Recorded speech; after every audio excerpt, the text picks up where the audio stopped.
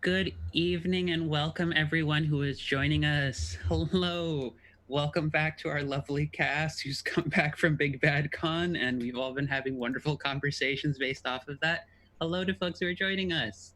We are back with Adventures in Agni, a homebrew all POC player cast 5e D&D campaign set in, as I said, a world of my own creation. So sadly, one of our players had a slight hiccup occur with life-related things, so Ant will not be joining us. Our Barty fiendy boy will not be here tonight, so I'm sure the sarcasm and the quips will have to be spread more equally amongst my three remaining players. So I don't think we'll be having any problems.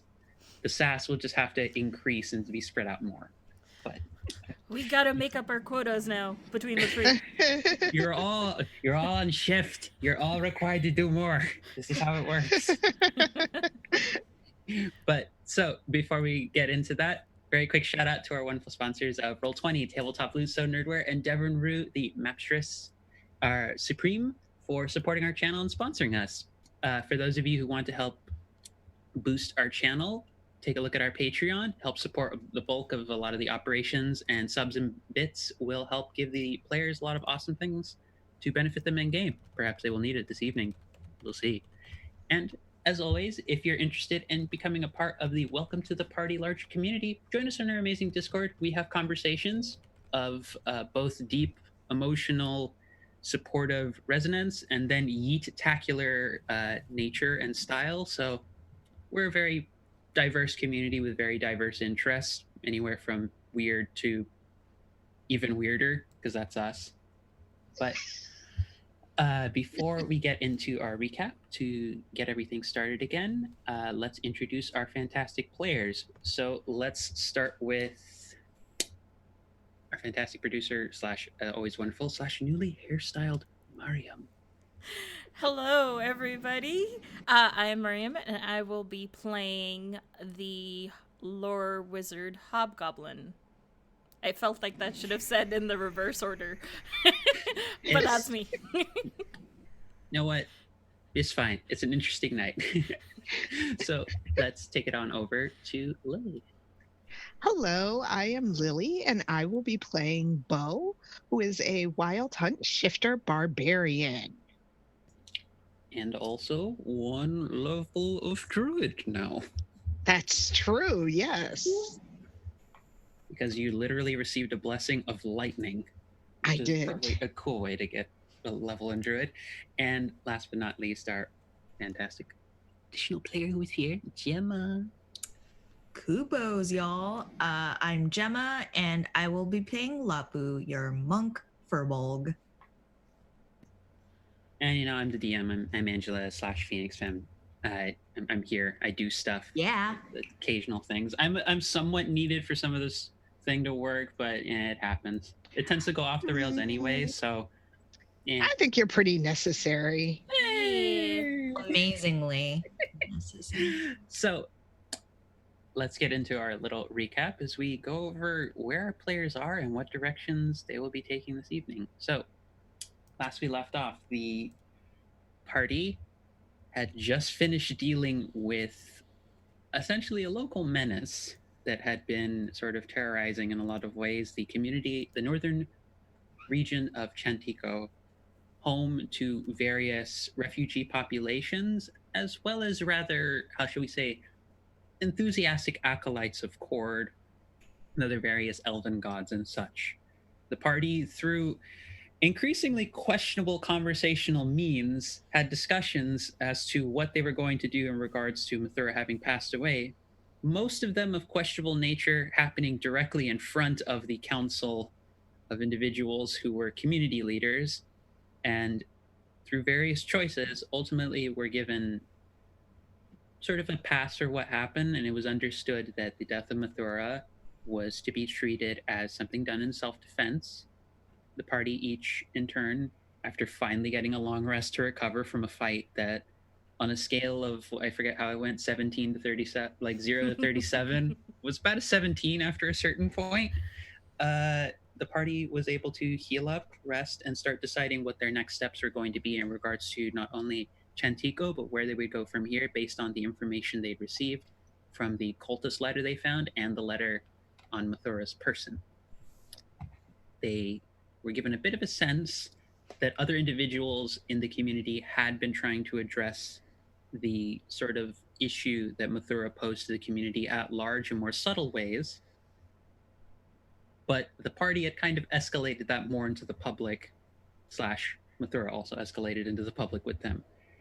But we find ourselves joining the party. It's the morning after they've received that information from Sayana and Gloria.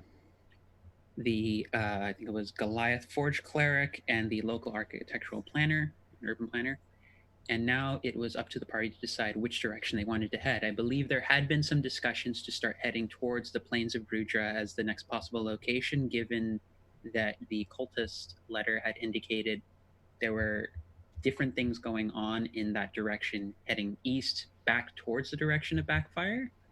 But as is a staple of many GMs and DMs in games, I have to ask my fantastic party, what would you like to do as we begin this morning? I believe prior, like as part of our downtime, what we were doing, we had sent letters out and were sort of asking around and doing some research. And I believe I had sent a letter to the first kiln to see if they had more information about it. Right. That was sent, I believe, to Yolanda Recorado, your Yes. the warlock specialist. I think it might have even been, was it a letter or was it a sending spell? I forget Sending. which one. It was That's a right. sending It was more spell. instant. You Yeah. essentially texted your old warlock mentor, which is arcane fantasy texting is a great thing to have sending Yeah. described as, because that's basically what it is. It's You just it's have like more characters. it's like well, it's 25 words. So if all the words are big, definitely more, but It's like a tweet. yeah, it's like a tweet essentially. MMS, SMS, however you want to call it. Arcane tweeting is this is all that sending should be referred to as now. But yes, you had, and I believe that the specialist, if I hadn't already gotten back to you, that the information you would have received would have been sort of along the lines of what you had been discovering before when you'd initially spoken to them. The particulars of more fiendish study, while it is the one among the more common warlock packs, I think the specifics were like, we don't know exactly what this fiend is that had been bonded to Baya, but there was a sense that, like, as is pretty typical with most fiend pacts, it doesn't end well for the one who has been bonded to the fiend unless that pact is broken. And there's not that many accounts of that happening without a lot of very terrible things happening with it. Once again, typically to the one who bonds with the fiend, because that's kind of the whole thing with the fiend pact. There's not really a good ending to this. There's just nice perks up until the inevitable fall. But I think that was a lot of the information that you had Yeah. mostly gotten from there. I think the cult overall was a little bit harder to get information on, if I recall correctly. Yeah, I think when we had ended that, it was more to see if, since we're heading in that direction, whether it was worth paying a trip at the first kiln as well. Yeah, I think it's one of those things where, like, Yolanda obviously, like all academics there, has not read the entirety of the library or the specialist archives on that particular subject. So there might still be things there. There might still be things in the libraries here north, but it would take additional time and effort and research to look into that to see what specifics you could find about said being. Because when you talk about making a pact with the fiend, that's like, well, pulls out like 700-page encyclopedia. Which fiend would you like to talk about? Do you mean this one? Do you mean the abyss? Do you mean the nine hells? Do you mean a spot, something that left the nine hells or the abyss, went to the Feywild and became something different? It's like saying I want to go to a Spanish speaking country. It's like, great. Which There's one? like 25 of them. Right. Which one would you like to go to? Okay, so so sort of to summarize it, if we were going there, then going to the first kiln might be a good lead to follow up on. Is the Yeah, gist of it? regardless, the first kiln is still very much known, despite from what you've gotten the impression from a lot of locals here from the library visit you did take in Chantico, that it is not the only revered source of academic knowledge, particularly since here there is a much higher respect for oral history and such. Mm-hmm. It is still like it's still like a high-end academy with lots of research and, if nothing else, money behind it. So it Yeah. wouldn't be a poor decision to go there. Okay. Yeah, so I felt like we still hadn't made a decision, but I feel like we should probably make one. Right. Yes. I mean, are you comfortable going there with Baya? Well, the knowledge I had when I fleed was a lot less than the knowledge I have now. And perhaps as much as getting Paya out of there was still a good decision. But I think now maybe we do need to go back and deal with it, because as much as I thought we could outrun it, it's not just me and Paya. It's everyone, and it seems like they're only getting stronger or bolder, maybe both.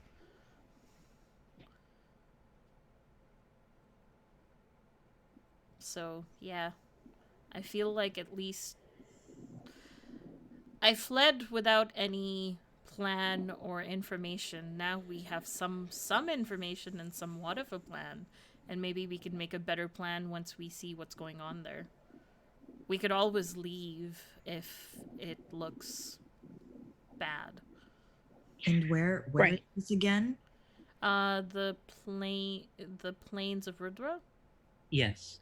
So you are, as a note for our viewers, and I'll try my best to auditorily describe this as well, because I know for viewers who are hard of, who have low vision and such, that this would be helpful. So you are all in the northern region. Chantico is like the most northern part of Agni as a continent.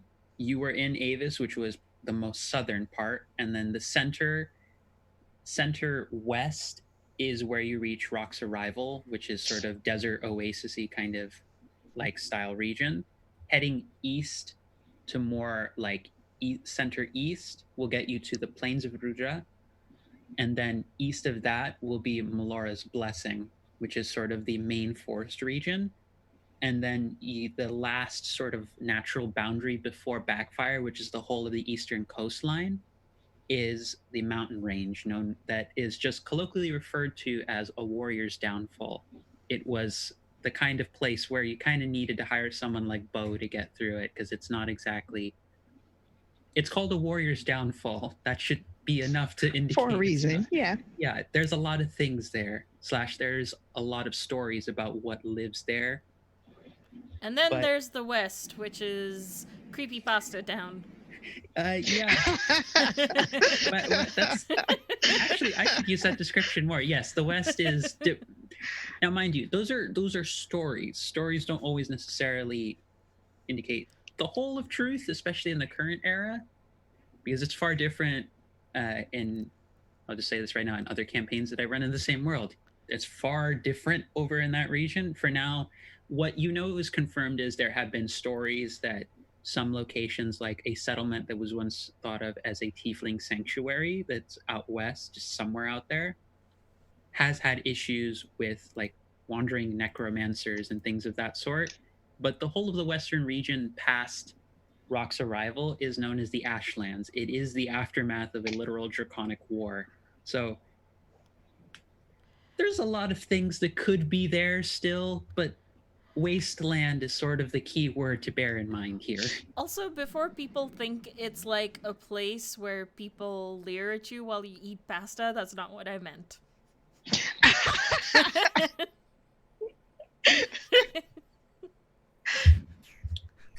forgot we have to make that distinction because Sure. this is also the same campaign where we've had a quarterstaff yeeted and lentil repose is a real thing. So Right. And actually we've had bread come to life. Yeah, let's not forget the bread. Never forget the bread. animate bread, man. Thank you, community at WTTP, for submitting some spells that I've literally had to stat. And Mariam has access to that spell in their spell book now. I think I have more joke spells than actual spells in my book. I feel like that's what you've been casting like the majority of the time since I've No, Right. I mean, I have been doing magic missile and Oh, also that is true. tragic What missile. Oh, that's true. Tragic missile. Yeah. It's Anyways. Yeah. but Back to the game. back to the game. You don't necessarily have to go to the plains of Rudra. It's more just a case of that's the most solid lead you have in terms of where to go at this point. We could also go to the west. My intuition is telling me to go to the plains. And your Yeah. yeah. And your intuition's been pretty good so far, so I mean, it may be dangerous. I want, as long as you feel comfortable in doing this, and like you said, we can search things out, and if it's no good, we can just go. yeah. I guess we should probably be a little stealthier approaching there, especially as we get close to backfire, because we did flee. If only I knew how to. Were I c- you in disguise of any sort, or were you just straight escaping at the time? Well, out of character, that's something that I think I need to flesh out a little with the ant. However, in character, I assume, barring anything else, I literally came for, like, when in between semester, when you go visit your family, and was like, hey, me and my bro, we're just gonna go to the bar next door, and then we just never went back. We Yeah. never came back. See you later. You went out for a pack of cigarettes and you Oh, never came okay. back. Yeah. Oh, okay. Oh. But yeah, we kind of just left. And I don't think my family and the cult as a whole cared that I left, but did care that their protege, my sibling, did. You took a price commodity is kind of a way to think about it. But also, I will add the note that when the cultist did see you, they didn't seem to recognize you. So you don't have the impression right now that they are actively looking for someone like Didi and Baya. That I can tell you, like, this without any sort of metagaming like stance Yeah. on that. Okay. Like that you do have the impression they're not. It's not like they were there in Chantika specifically for you. It just happened to be the case that they were involved with other things there and you stumbled upon it. Yeah, and I think, and part of my sort of being maybe a little too overcautious was that if they did recognize us, I really didn't want word coming back. Like, I don't know how important we are. Maybe they were like, we've got more where that came from and we don't matter, but rather be cautious. Yeah, but in that vein, that is also worrisome because that means they are using other people. Yeah, that's the part that Right. worries me too. I mean, I don't think Paya understood that just because we managed to get him out in time doesn't mean that they won't make a plan B, and I don't want anything to happen to plan B. I mean, I care about Paya just slightly more, but I also care about whoever the next sucker is going to be. That's why I feel like we should go there. Yeah, I guess we should make our way there. All right. If that is a decision of the party, you will be able to leave the region without any issue. Alfenia is able to leave you with a nice little care package of supplies and such, and little bits of like wrapped up bread.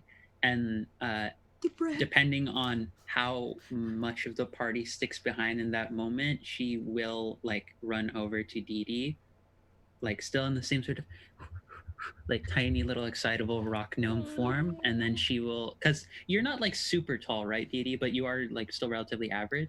I think I'm sort of like on the short end of human size. So probably more around like 5 foot, Yeah, 5'1" and ish. anytime Alfenia wants to speak with me, or for that matter, anyone who is like halfling gnome stature, I make it a point to actually sort of be at their eye level. Well, you don't have to with Alfenia because she kind of actually like yanks your shoulder down and like she does like one of those like cheek kisses. And she's like, Aww. Aw. "Feel free to come back if you ever need any support." And I sort of stretch my hands out in sort of like a non-verbal, and then I'm like, do you do hugs? Like Yep. full on like full body glomp. Yep, Which- and I glomp back as well, just sort of like hug for a little longer than is usual, and then sort of say, I will miss your companionship dearly.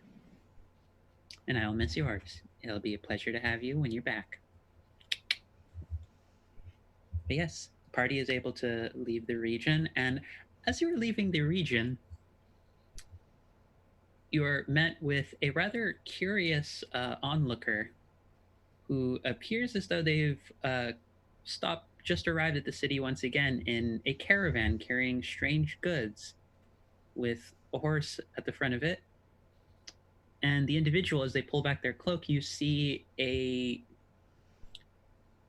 tabaxi like figure once again as Kataji greets the entire group once more. You're like, hello, friends. It's a pleasure to see you again. How I hear through my various contacts that you've been getting into a little bit of trouble in the city, but that you've brought some good with it as well. Am I right? Maybe. Lapu, have you ever met Kitaji? Yeah. Have I? I'm trying to remember if you were there for that Well, guest were episode. you there? I don't remember. I don't think I would have I don't- remembered the specific- tabaxi. I think that was before.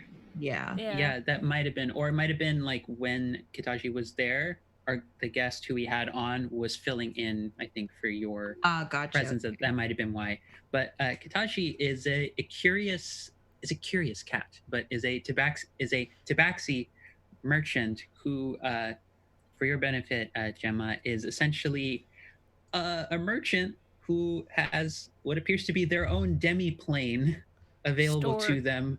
Store, as in they're like, Mhm.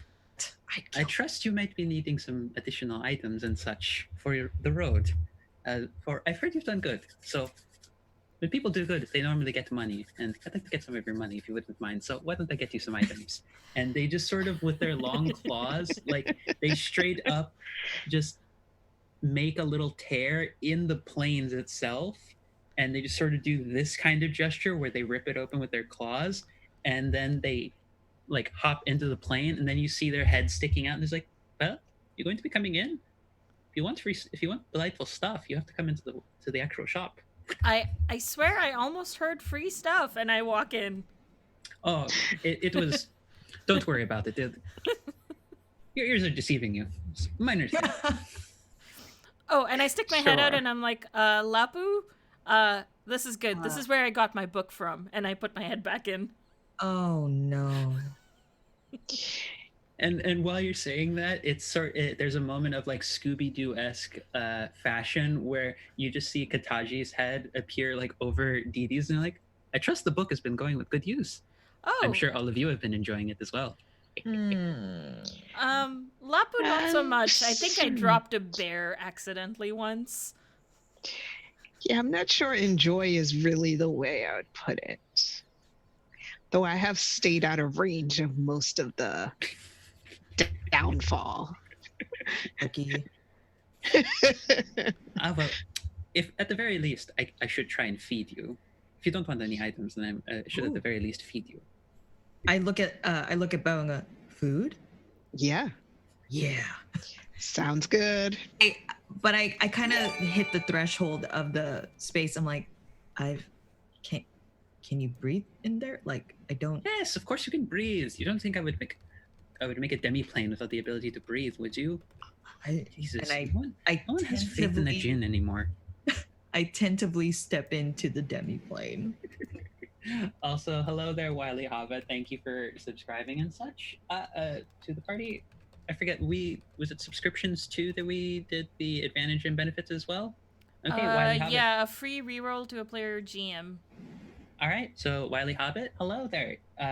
Decide who you would like to give your free reroll to, and whether you want to be the DM or one of the players. So, when you have a chance. Of course. I like how you said DM first. Yeah. Wow. Not biased whatsoever. I have no reason to say that was not any. There's no ulterior motives for that whatsoever. But the last thing you hear, Lapu, is Kataji just sort of grumbling to themselves, like, I think someone would trust a genie a little bit more often. What? I don't know. I've never heard anything good that happens out of trusting genies. You see their fur just starts like getting rankled up a little bit, and like, fine. Still going to feed you. Know that's the thing. Oh, I'd like to reward the That's DM. good. I'm still going to She eat the gave me a great food. one shot I played in a while back. Oh, thank you. I will keep that in mind. I have a reroll. Oh no. Uh-oh. But so Uh-oh.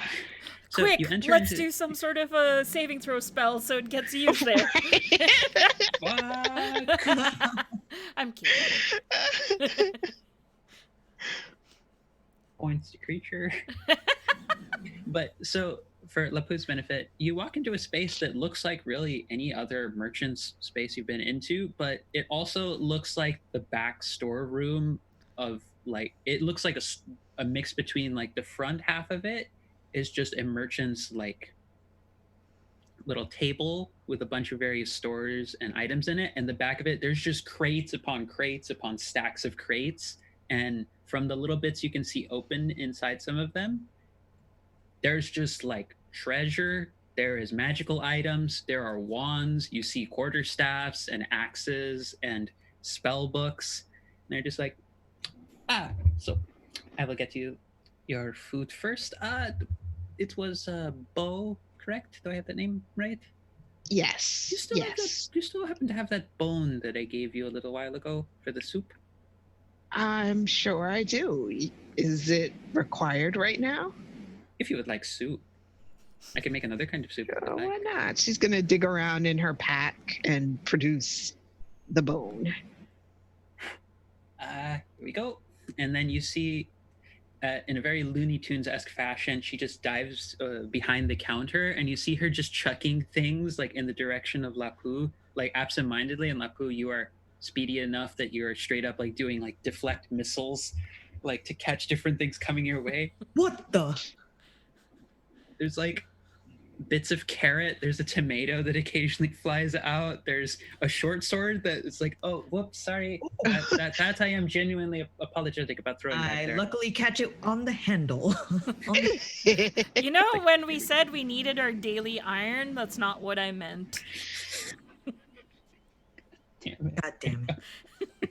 So you see them pull out a giant pot and they stick the bone in, and you see them trace a couple of runes in the air that, for anyone who speaks giant, you'll see is like a variation of things. Ooh. Like of a different, of just like, it's a soup recipe. Like it looks to anyone who doesn't read giant like super fantastical and arcane, but you just see it's like they're straight up like just following the recipe instructions. Like each rune like, is like a that looks so good because I'm reading it. What they produce is essentially it's a very well simmered. It's called in Bolivia. It's called sopa de maní. I might have mentioned it before on the channel, but it's a very deeply simmered kind of potato soup that has heavy little like think French fry cut kind of bits of potato, little grains, and nice bits of like nicely soft simmered beef. Is basically falling apart as it's just been cooked so long, and it's not like green. It's like off yellow greenish kind of color to it, but it's a warm, rich, hearty kind of soup. And you see them just out of nowhere, like do this kind of gesture where they're holding like the kind of gesture that you see in like a lot of like 1950s housewife iconography, where they just sort of bend down and behind the counter, and then they just rise up with a tray of freshly baked bread, like they had just taken it out of the oven. Bread. Okay. Okay. So I don't want to deter you too long from your various going-ons and such. So I have a couple of things that I can give you. So I have here, and you see them sort of just snap their fingers, and you see a giant ball of yarn appear, and they're like, oh, wait, no, wrong one. Snap their fingers again. Now it's another ball of yarn. God damn it. That's not how that spell works. And you just see them like snapping their fingers like 15 times, where they're just going through. It's like a short sword, a giant gleaming great sword with holy celestial runes written on it, a staff with like arcane knowledge written in like old draconic. There's an elven blade that says the word oath along the side of it. And then you're like, ah, damn it, there we go. And then they bring up a couple of very well made but relatively simple pairs of studded leather armor. So here you go. Start off. This is yours for you to have to share with your party, and so I can offer you the following things. I can make an additional adjustment to one of these armors and give you one of these 6 items. And you see them snap their fingers, and they have it's like floating in air. Basically think like Legend of Zelda, like whenever you're in a market shop and like you see like you put the cursor icon over to an item and it's just floating in air. It's basically that, but they're just like holding their hands forward, like they're like, behold my wares kind of gesture.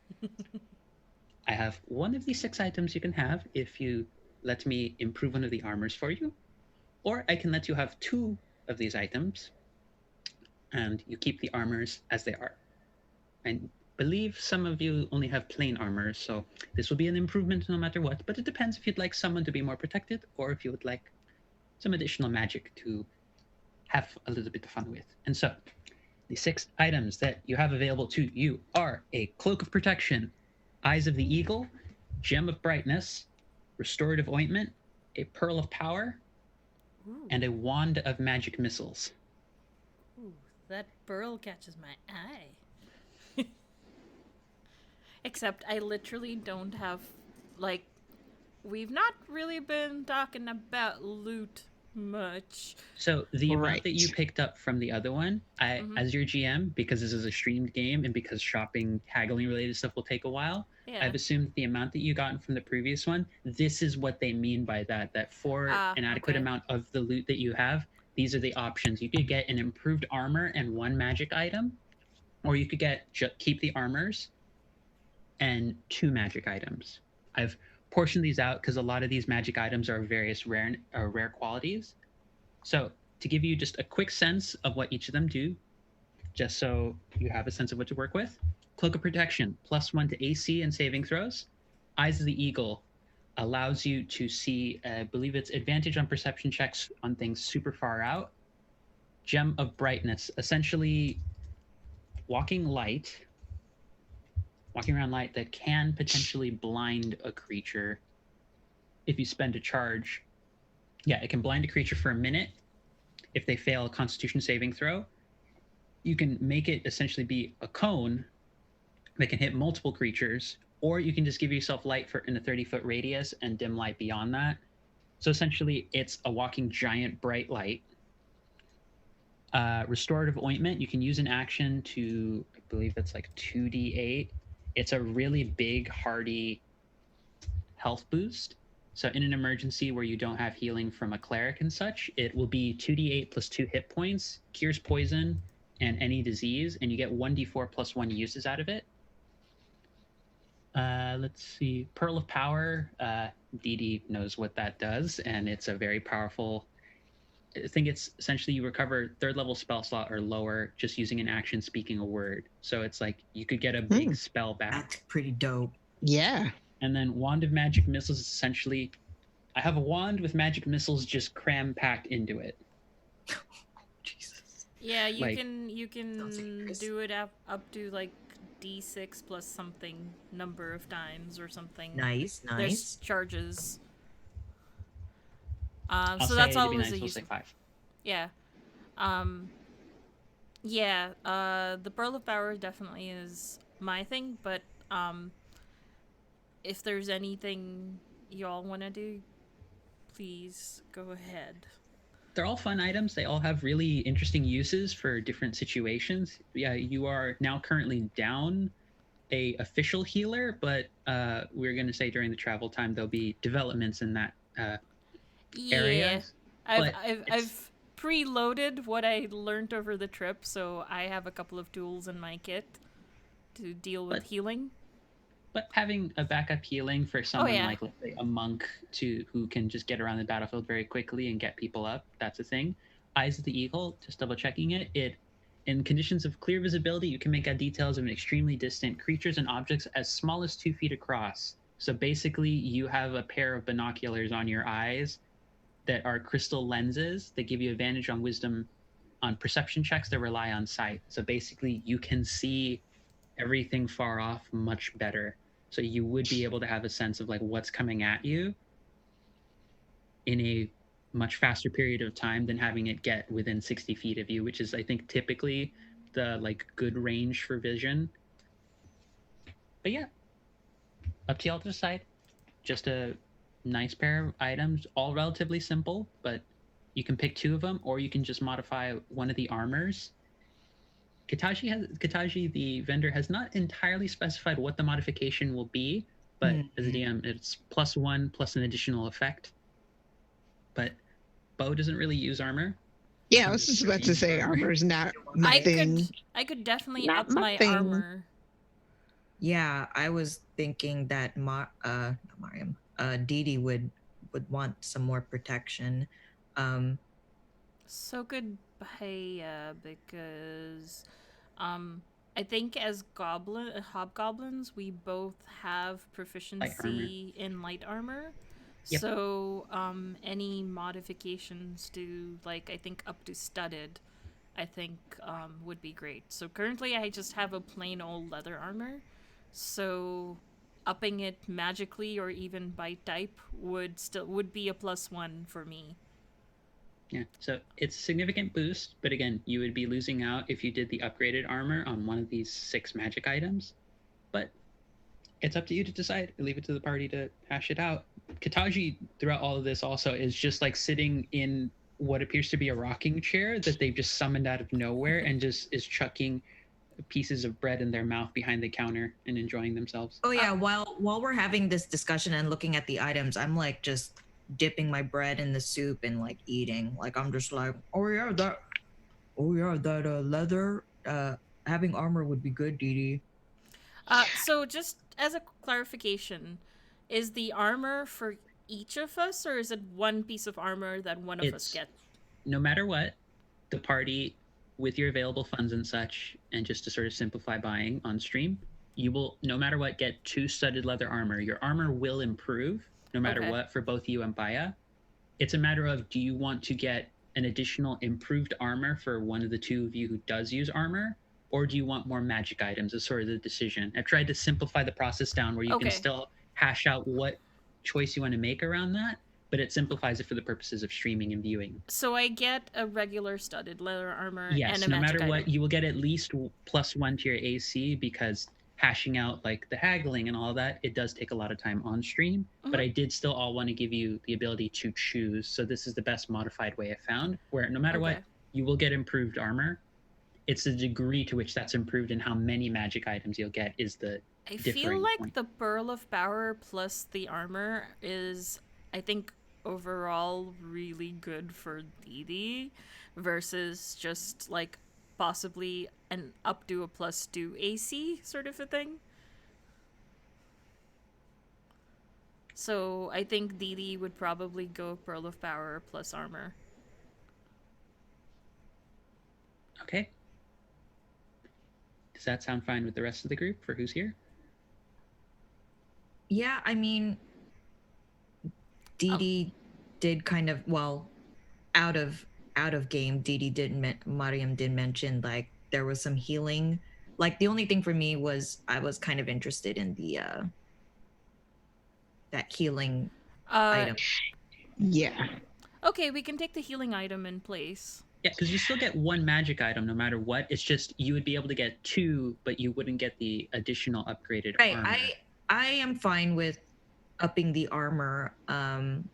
But yeah, I mean it just depends. Like for me, I just think I would like a backup as Yeah. Okay, let's get the healing item then Okay. instead of the Pearl of Power. All right. With that being the case, Kataji will sort of clap their hands together, and just somebody, actually, Lapu, roll me a d4.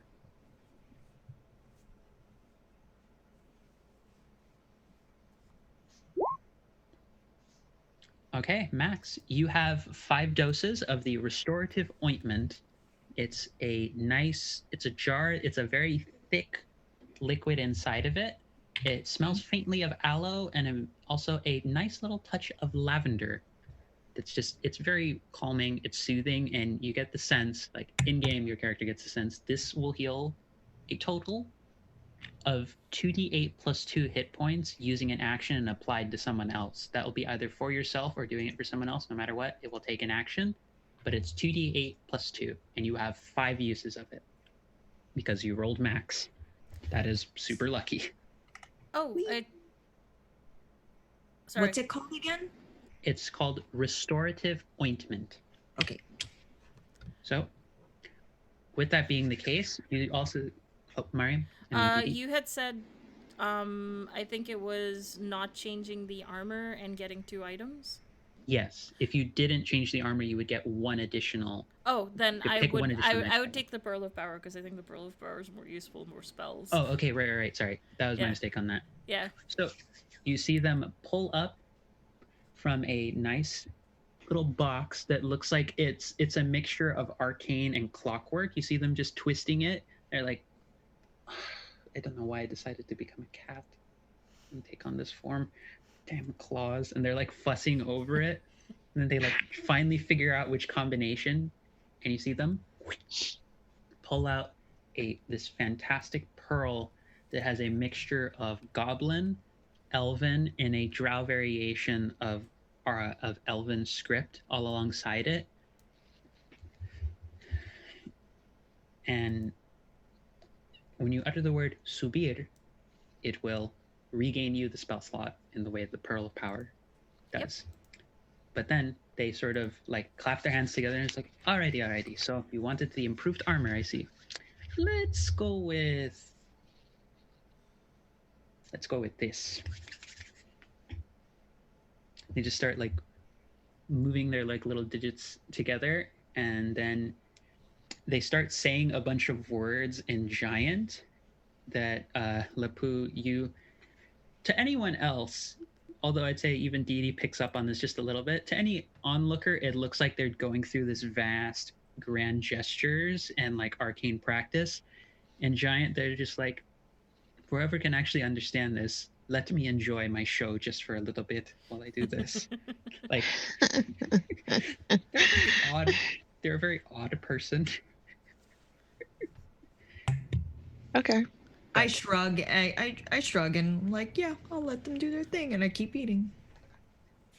As they finish this, there is on the one set of studded leather armor that's been improved, a almost fey-like quality suddenly appears all across the armor. It's this sort of light aura of green energy. There you see sort of a leaf trim appear along sort of the collar and such.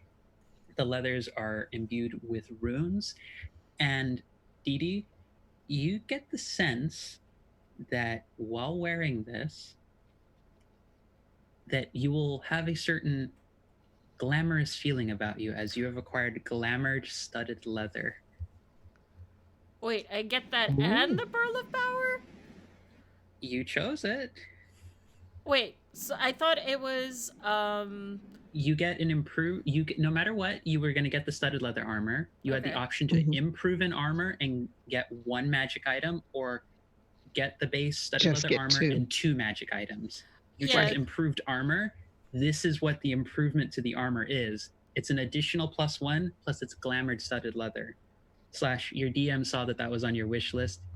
Well, enjoy yourself. Thank you. I'm You not have gonna glamored argue. studded. You have glamored studded leather armor now. So Whew. it's like, if you want to be just a little bit more fabulous, and then they change it, and you're wearing like a very ill-fitting dress, like as they like snap their fingers, like does not look right on you. Though I don't quite know if that's what you're looking for. Here, and they snap their fingers again, and it's the same sort of like outfit that you've had before. It's just a lot nicer, and it looks as though it has far less wear and tear on it. However you'd like it to look. And I sort of think hard, and I sort of pick an outfit that would fit me, but it's sort of stuff that Elfinia would wear. Oh, a delightful choice. So, unless you would like to stick around for me to feed you just a little bit more, we can consider our business concluded, and you can keep moving on. If that works for all of you. Sure. I take one more bread before heading out. Thank you for your Curious. hospitality. Bo does ask about the bone again. Like, was that like a one-use thing? As you say that, the bone just appears in your hand once Oh. again. Okay, Take it. cool. I have several. Don't worry. This is one of my favorite recipes. You have to enchant the bone a very specific way to get it to work that way. So I just wanted to have that recipe back just for a little bit because I can never remember all of it. You have fantastical powers. You forget how many different things you can do. Sure. That's always an issue I'm worried about. Oh, well, you appear to have some measure of magical prowess about you. I'm sure you'll be fine. And you just see them like pop back behind the counter. So, friends, whatever sort of issues you deal with on your journey, I wish you well. You seem fantastic, wonderful, and I hope your day continues well. Now, be off. And as they clap their hands together, you all feel kind of a whoosh sort of feeling as you're all kind of very gently, but just very like intentionally like moved out by what feels like a very warm gust of air. What the? Like Oh, it feels okay. like a very strange mixture between like a cool breeze that suddenly got superheated very quickly. It's not painful, but it's just like, what? And yeah, Dee Dee, I believe last time you had rolled a check to see what this individual was. You're based off of that alone, you have a confirmation. This is out of character. This is a fire genie. Just be glad it's not. You know what? I'm not gonna say that joke. But as you exit the shop and such, you are able to continue on your journey. Now, to get to the plains of Rudra, it will take roughly, I think it was, we said around 10 days. So if there's any sort of conversations or things you want to discuss along the way, you can, or we can skip through that. I have talked with Dee Dee outside of the game about various spells that they're able to acquire from their joke book as a result of that. So, yeah. I before I even saw it, I felt Gemma's gaze of just like, what new hell have you unleashed upon this party? Look, I've got cure sounds. How many feet do I have to get away from the camp when we make camp? That's all I need to know. Right. That's all. I Yes. leave that up to you. If you would like, Didi, I can pull up some of the spells and we can go over what some of the effects y'all experience throughout this 10-day Well, little some of journey them are you have. 60 feet. I believe the highest distance for any effect for the spells I now know is probably just 60 feet. So I'll if you- stand 70 feet away. I think prior So- you were staying 30 feet away. Yeah. like 35? And now I realize that was still too close. I monk rush to Bo's side with my monk powers. Thankfully, at least as regards some of these spells, these ones have a little bit different effects than you're used to. On one of the days you're traveling, you see Didi summon a bird that's very akin to Kawa, the raven that they haven't in any capacity forgotten that they have during the. Oh no, this I totally campaign. didn't forget I have Kawa, which is like, totally, Helpful. yeah. But you see a similar style bird appear, except it looks like a little sparrow. It's just small and it's tiny, but there's a moment after Didi summons it where it goes to say hello to you, Lapu, and you're able to talk to it, and it's like going very nice and kindly. Hello, little bird. Mwah. Mwah. Until it burns a hole in your shoulder. Yeah, you Right. are fast enough where the bird, like, it suddenly gets very excited for a second, Oh, and for whatever reason, you just get the sense to just walk away from it as that moment happens, and it melts into a puddle of acid. Sorry! That's this acid sparrow. Okay. Dee Dee! And then another time where one of the bots or pans from our mess kit gets turned into our next meal as it turns into flesh. As I learn how to do meat metal. This is a spell I have actually statted. So It we literally ate our turns- skillet. You yes, you end up throughout the process eating your skillet because But it's Right. meat, right? It is meat. It's Oh, that's It- fine. Yeah, like it doesn't turn back to Yeah. metal at some point. no, it doesn't. It Okay. just it fully converts to meat. That's It good. doesn't suddenly in your digestive tract turn into Yeah, kind of turn into this cast iron.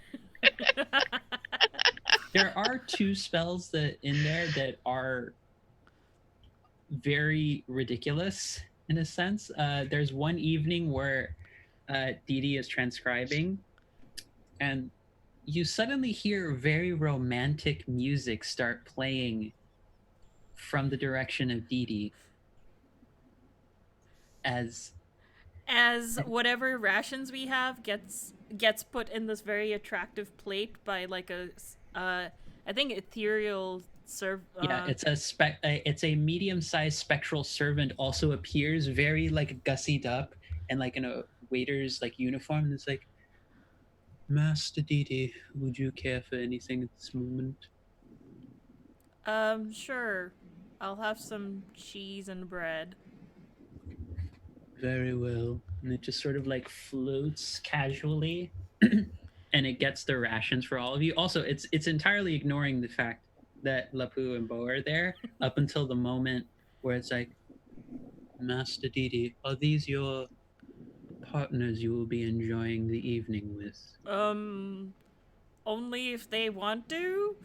And I just sort of just shrug and I say, well, I think I was supposed to be transcribing create food and water, and instead I create mood and waiter. That would be correct. And you just the spectral servant is just like suddenly out of nowhere has made just this tiny little spectral knife that is cutting your rations of bread and such into very fine little pieces, and has summoned little bits of plates for you to eat it on with a table. It's It's very unnerving. It's just like ghosts just wandering around, taking bits of like cheese and grains and such, and just arranging it on a plate for all of you. Oh my god. I mean, friends can have moods, right? We do not discriminate between those who like to have platonic relationships or more romantic ones. This is merely a mood of romance should you desire it. Oh, are there different modes? Could we switch to party friends? If you would like, Master Didi. Cool. You just see there's a little button on the side of their lapel. No, it's a flower that if there's a couple of different flowers tucked in there. If you pull one out, because you know this from the nature of the spell, it changes the mode. Yeah, so I pull out whatever the party friends like. We shall initiating mode for letting, how do they say it, letting the beat drop. It's basically you just start hearing EDM music all around you. What is this trickery? What is this vile sorcery? What is this vile? What is this bass? It's alarming in the sense that I'm gonna say that the actual beat drop to all of you because you're not used to the sound yet. Is this an earthquake? I don't understand. No, you think for a second you hear a dragon roar because it's like a very deep like boom. I feel it in my chest. My heart hurts and I don't understand why. This thumping sound. Mind you, none of this causes harm or anything. It's just like the nature of the spell, how I've written it is this. It just makes a romantic scenario, but I think it's funnier to also imagine it has a friends mode. So Sure. we are. And Is that there- friends mode is E EDM. Exactly. I wonder if there's like breakup mode as well, like, you know. Right, what would that be?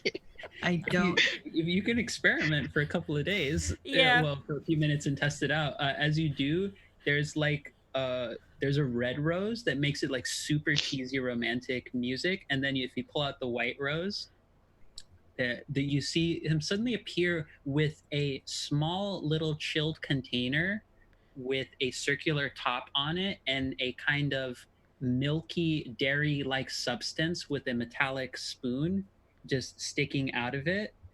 And he's like, I have been led to believe that during moments of sadness that mortals care for ice cream. It's basically post-breakup, like a pint of ice cream when you're crying. It provides you ice cream. Oh, I'm Okay. in love with the spell even more. But there is one spell though that does happen throughout that day that is very alarming to the rest of the party, but for a good reason this time. Because I'm imagining there's a moment where like Didi like, so the transcription work I imagine takes a variable amount of time, but this one it goes off faster than you expect it to, so everyone is within range of this spell. But I you swear, feel I didn't. you feel a calming pulse of energy emanate out from Didi's direction. And if there was a moment throughout the day while you were setting up the camp where you had gotten any nicks or bruises or anything, or like you just like, ow, crap, there's like a thorn on a plant that you might have like picked up like a flower, you see your wounds being cured by the calming aural energy that is emanating out of Didi as this cure sound spell is being cast. From what you can tell, it's a healing spell. And the other Ooh. time I gave all of you sausages. Right. Because mass there's- healing worst. Yes, there is also an Right. instance. If it didn't happen during this 10-day arc, it happened. Oh, it was during the 10-day arc. Oh, yeah. Then during the 10-day arc, you all also have the experience of a set of sausage links appearing in front of all of you. Ooh. I mean, Bo's not going to complain about that at all. yeah, I'm like, I actually enjoy this one. Yeah. And Uh. it tastes like thumbs up. it tastes fantastic. It's perfectly seasoned, perfectly cooked to whatever your specific variety like of how you like your meats cooked. And as you consume it, you also find some of your wounds healed, as mass healing first also is a it's a joke version of mass healing word. So Dee Dee now has access to 2 healing spells of Cure Sounds and Mass Healing Versed. They're modified, and they can take the time to look it over and explain that. And Bo, I believe Cure Sounds is also on the Druid list, so if you want to have it as one of your first level spells, you could learn that. Oh, that would be cool. Yeah. But you're all able to carry on for a bit of time, and you are traveling along long, winding roads. You occasionally come upon the familiar patches of lavender flowers blooming that are also around the crystals that prove to be. I believe that you've had this experience with the anti-magic crystals before, where it's a little alarming being around them, but overall you manage to deal with them without too much issue. And strangely enough, none of the tendril-like flytrap creatures ever appear after that one instance. It seems as though you ran into a bad batch. But you come upon, as you are reaching the final day of rest, a massive boulder alongside the road that sits atop what appears to be the entrance to a tunnel leading deeper into the ground. And the massive boulder appears to have a very finely chiseled face so that it almost looks humanoid in appearance. And so, as you're looking past this, there is a statue right near the base of this boulder that seems that to have fallen in disarray and depicts a very attractive. It's very lifelike in its appearance.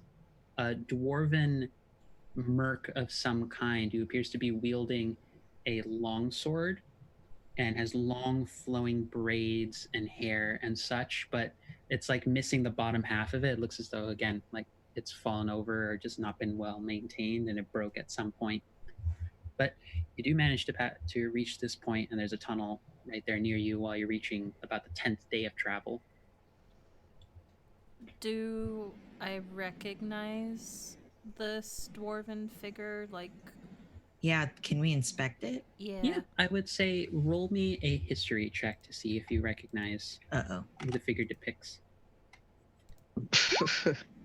Should we all or just one? Up to you. Ooh, look at did Lapu better? go. Why not? It's those sausages, man, those wursts. First, It's the very worst. So good. Bo, you don't recognize the figure, but Lapu and Dee Dee, you recognize this as Dahlia Danvers, said to have been Dolly? a rather famed adventurer and protector of the region referred to as the Plains of Rudra. Just usual kind of like Robin Hood-esque style figure of like went and traveled among different cities, tended to different affairs, and was often a peace broker between us during a lot of the early years post some of the has been a sort of peace broker between various communities just by nature of she was said to have been a very talented warrior and also trained in music and such, to the point where she just had a charm that carried her well. Said to have been like one of the finest rangers and performers of the land. Just a very famed figure. And as you go to inspect the statue, you all hear a voice call out to you. Well, hello there. How are you doing? I haven't had visitors in a long time. The statue speaks. Oh, no, not the statue. Look up here. What? You look up and you see the boulder is talking. Oh, the Hello boulder there. speaks. Oh, Oh, hey. okay. Question: was that How are commissioned? you? Hail, hello. Hail there. Well, you can't really raise an arm. I don't really have an arm. How, All that rock humor. how are you talking? Well, I thought it'd be obvious. It's her magic. Ah, I No. remember. I remember a lot of pranks in the bathroom. What? What? Yeah, Huh? it's like it's. I believe this is Magic Mouth, and a lot of seniors would do that to like juniors, where they'd make the toilet seat have a magic mouth, and it would scare them at night when they'd use it. Oh, that's traumatizing. Okay. Well, I mean, Uh, that would definitely be unsettling. Oh. well, facilities-related hijinks aside, yes, you are correct, my young hobgoblin friend. I am a magic mouth. My name is Cornelius. Hello there. I am the resident historian and tourist guide for the main entrance into the plains of Verdra. Hello there. Hi, How are you all doing? Hi. good. Um. So, what can you tell us about this tunnel, this entrance? Oh, that goes down to the garden. You might want to be careful while you're heading over there. Oh, A lot of people go in.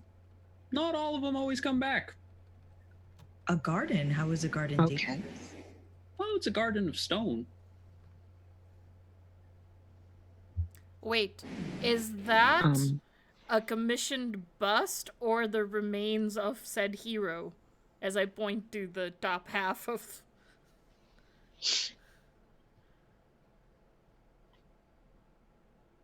There's like one beat too long before he responds, "Oh no, that's just a statue." Oh no.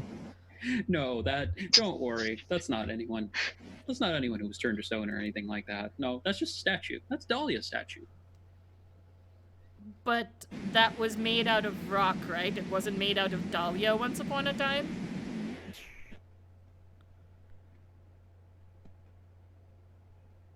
Two beats far too long. It's like, no, it was just a statue. I don't think it was just a statue. Your pauses Yeah. are very disconcerting. Yeah, I I'm haven't gonna talked to go anyone out on in a a limb while. I don't know there. how people talk anymore. It's been about 300 years since someone passed by here and actually had a conversation with me. Oh, Frankly, you seem a lot nicer Okay. than the other folks who've been passing by here, anyways.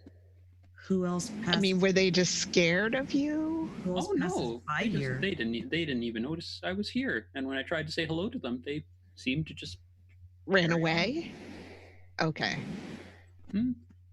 But for the most part, you seem a lot nicer. Although,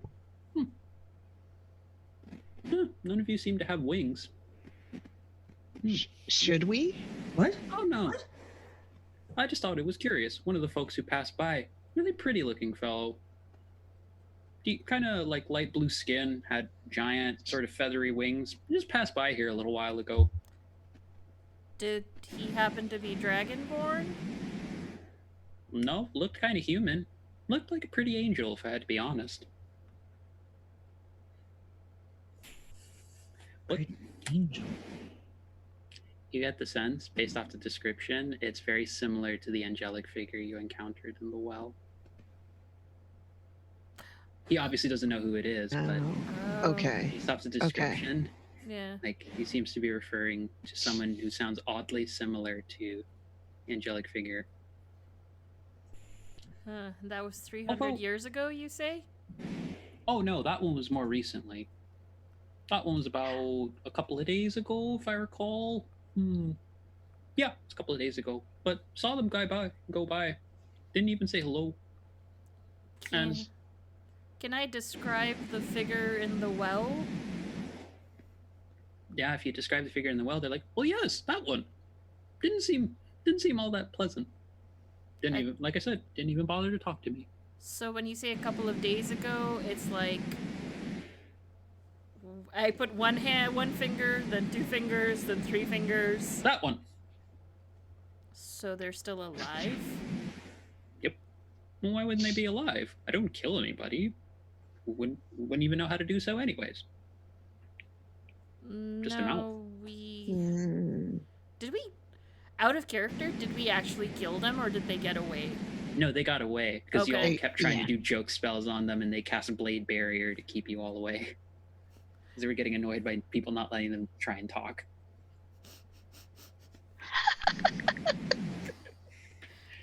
But yeah, no, the magic mouth boulder just carries on and sort of looks in the direction of Dee Dee and Baya. Huh. Seem dressed similar to a couple of the other folks who've gone by as well. They also didn't seem very pleasant, if I'm being honest. I look at Edie. Well, I basically look like I'm wearing hobgoblin-sized Alfinia clothes.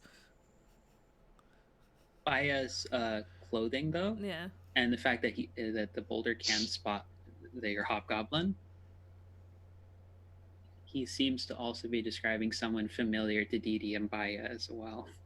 I look at Baya and hopefully Baya sort of looks in a similar thing and is like, okay, 3 days ago. Maybe we won't catch up to them yet. Unlikely. They seemed as though they. I overheard something about them. I don't know, just wanting to talk to some gnolls over in the plains. I don't know. He said something about that, which is kind of odd. The gnolls over there are relatively pleasant to me. Some of them do try and come by. They don't talk very much, but I never really had an extended conversation in a lot of time. Kind of missed having company. But hello there.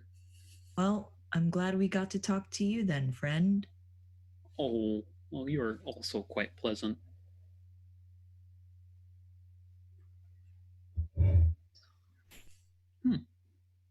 A furbolg. I haven't seen a furbolg in a while. Yeah. Last one I saw also came by a few days ago. A furbolg? There was another furbolg? Yeah. Come to think of it, sort of, it blinks a couple of seconds, and mind you, it's a little disconcerting because this is like full rock face that's like doing like full blinking. It's like, look kind of similar to you, if I might say so. Did they have different colored hair by any chance? Yep. What color? More of a reddish tone to it, if I'm being honest. You get the strong sense that is the kind of style that one of your siblings has. Yeah. I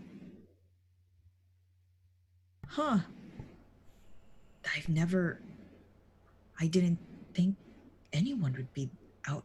I'm kind of just mumbling to myself, but not really keeping it like secretive. Just, I didn't think any one of us would come out this far.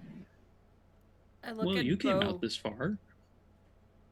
Well, we have a reason, but I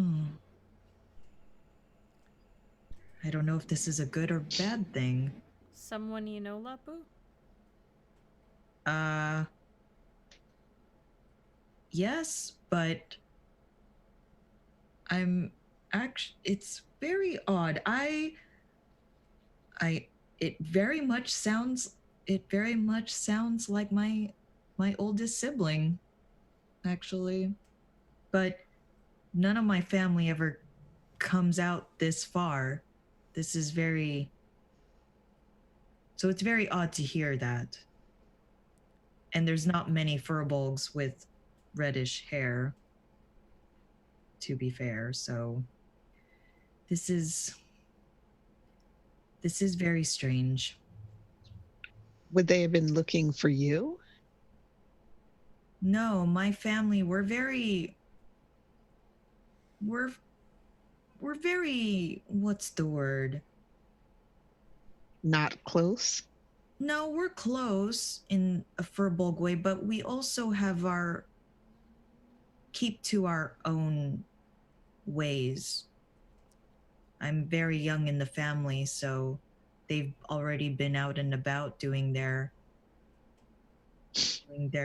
individual missions, or things of that nature, we all keep to ourselves once we've reached adulthood. So but most of the time we kind of stick to, well, my family in particular, we stick to the forests, but we've never really ventured out to here. So, a bit odd. Well, they're also traveling with the cultists, so that's maybe slightly alarming. Oh, Yeah. Boulder friend, was the Furbolg traveling with those people who dress similar to? I point to Baya, to my friend Baya here. Came a little bit afterwards. They seemed a little worried and not entirely certain of where they were at. Tried to direct them as best I could, but frankly, it's up to the rangers to lead folks more around this area. I just keep little bits of history and info about the region, share it with folks whenever they ask. Don't always keep the most up-to-date info, unfortunately, but they were a little bit after those folks. Ones who So I they thought, weren't together. nope. Also, I probably shouldn't be shrugging my head because that gives the impression the boulder is shrugging their head. The boulder is not Well, shrugging their head. the mouth could be moving. The mouth. I just hear that's a- grating noises of a boulder, like. Yeah, like it's speaking common, to be clear. It's not like primordial or anything like that. Right. Like it's just talking in a very easygoing, like deep bellowy kind of voice. Yeah, It's like Mhm. a boulder talking. it's like in Right. Fable, those demon doors that have like a mouth and a face. Would it be Oh. like that? Pretty much. Hello. But if there's any bit of info about the region you'd like to know about, I'm more than happy to share it with you, but it's more than anything else just good to see some new people who are saying hello. Hello. Hello. Hello. Hello? Oh, did we keep saying it? That's more a DM tick because DM is slightly flustered from the long day. But I appreciated the players are going along with this. But the boulder will also say, I don't get very much company these kind of days. The only person who ever occasionally comes out to say hello is Camilla, and she lives down there. Milla. Camilla. Who's Camilla? Oh, Is that? We're just all going to repeat. I feel like we're a bunch of seagulls. Camilla. Camilla? Camilla? Camilla? Camilla. Moin? The party did not know it, but the last spell DD cast was Become Seagull. So everyone has just turned into a seagull for a couple Fine. minutes. Moin? Mine. Moin? But no, the boulder will just tell you that Camilla is just is a acolyte of Saloon and tends to a small shrine down in the garden. If you'd like to say hello to her, I don't gather she would be rude to anyone else. She's never been rude to me. But I've had some people go in and they don't come out. What? Wait. Does Wait, Camilla What? does Camilla what? have hair that Most people have hair. It's a rather silly question to ask. Well, does it have hair that actually is serpentine? I mean, yes.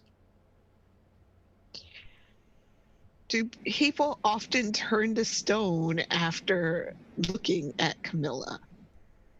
Well, I wouldn't know. I am stone. And also, I wouldn't be able to say hello to them if I had. But you're already stone, so you're not gonna be affected. That's a fair point. I had not thought about that in many years. I am stone. Edie, What do does that mean you? for me? Oh no. It begins. Oh, whoa. We Oh, don't no. have time for an existential crisis. Bo, what have you done? We have given a rock an existential crisis. I go to the boulder and say hello.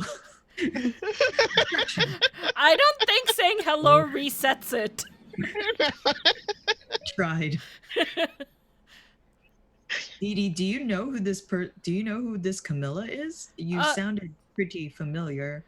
No, I just read a lot and I don't know everything, but it's like, when you study old legends, you read of like sometimes cursed people or sometimes people Oh. that, I don't know what it is, to be honest. It's just I pick up bits and things over here. So I read about, there's this one hero who went into this one place, and anytime someone has serpentine hair, they all turn into stone. So this kind of rang a Oh. bell. I wasn't Oh. sure if my guess was correct, but I felt like it was. I mean, as far as I know, we're not supposed to look at them because their gaze is so something that they turn to stone. Or Hmm. maybe it isn't. I don't know. I also heard chickens that turn you to stone. There's a lot of creatures that turn you to stone. You'd be there's literally an entire section of things that turn you to stone. Well, I 3A, 2B, 3C. Creatures that turn you to stone. Yeah. well, should we stop by with this Camilla or keep going? I'm I know I'm a bit concerned about the furbolg, but and of course Yeah. I would say the look at the floor. Although there are some creatures that you don't have to look at, they just need to look at you. It's weird. I don't know. do we well do we want to visit, I guess, is the main question. Let me see what I have in my book, and I start flipping through my book frantically. It's like, oh right. Or what time of day is it? As it was near the end of travel, it's starting to get towards Oh, dusk and it's getting towards nighttime. well, we do need rest. That's true. We I could. don't want to go into these tunnels. Is a tunnel the only way? No, this is a side path. The boulder it's just a raised incline. You've noticed as you've been traveling, the terrain has been shifting from relatively flat and winding to more and more like hilly kind of region. Like there's different points where like the hills like it blocks some review. They're not like high hills, but it's just enough where like at certain angles as you're moving forward, it blocks some of your vision. And just perched on one of the top of these hills is the boulder itself, and beneath it, one of these sort of hill terrains is an opening to a tunnel. It's like the boulder is situated like right on top. Okay. Well, I want it is getting later in the evening. Should we take a rest somewhere? Or Yeah, well, I can start Camilla? preparing the hut. oh, that's right. Because I Oh, did. I forgot about that.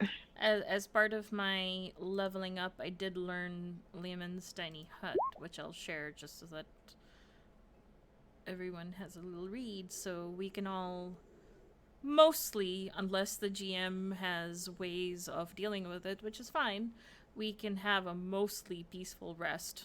As long as I don't move from that, because the minute I leave, then the spell wears out. But I can do it as a ritual. So you'd have to wait 11 minutes until I do it again. Just promise not to cast any other any spells like bears or bread or Oh no, I just do that in Right. the more. We I'd- appreciate nothing falling on us. No, I Yeah. wouldn't do it inside there. It's too small. Are you kidding? The bear would just like show up and be like squished with all of us. I'm happy that's what you're concerned of. His priority order Yeah. is bear It's great. safety. Bear then safety. party. Companion. Companions lower on the list. All right then, let's just set up for the night then. Yep. Unless Yeah, that sounds good. Yeah. After I do sort of whatever other ritual, like I do alarm around our hut and like several other things, and Lehman's tiny hut is the last thing. So I think I only do really alarm and tiny hut, but then I make Kawa sleep outside nearby as like sort of like a mental thing. Mhm. Good boy, good boy. You're such a good boy. You get the sense there's only a slightly disgruntled note to Kawa's voice, almost like, "Did you forget about me?" No, I did not forget about you. You've been here all this while. I've been scritching you totally, and I have not forgotten you whatsoever. I totally Oh. did. It's like does like a little like beak on your nose, but like it's not harmful. It's just sort of like, Eh. remember me. But watch from everyone. Whoever is going to be doing that, perception checks. I'll take a watch. Okay. Perception roll from Bo. Okay.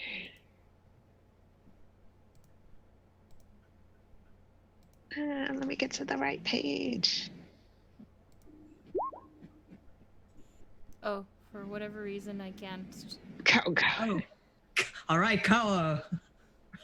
Yeah, that's a good. Did mine go? Yeah. Wait. Yeah. Okay. Okay. Is anyone else taking a watch? I'll take the one closest, or the last watch. Closest. Okay. So Kawa would be able to take one. Bo would be able to take Right, one. Kawa. Well, Koa kind of is there all night since they don't need to sleep or anything, but it's cool if they're only, like, active when someone's not asleep. Yeah, we'll say that. So Lapu, roll for the last watch, Okay. just to see like what y'all pick up on. While I look up something real quick. Okay. Lapu. I know. And this is how we get That's a out. good thing Kawa is here. I was too busy talking or like just observing the boulder because just Right. It's weird. its existence is blowing my mind, so to speak. Yeah, especially since Dee Dee, you would know Is that it magic mouth rocking you? enchantment. It's just Okay. my world right now, Edie.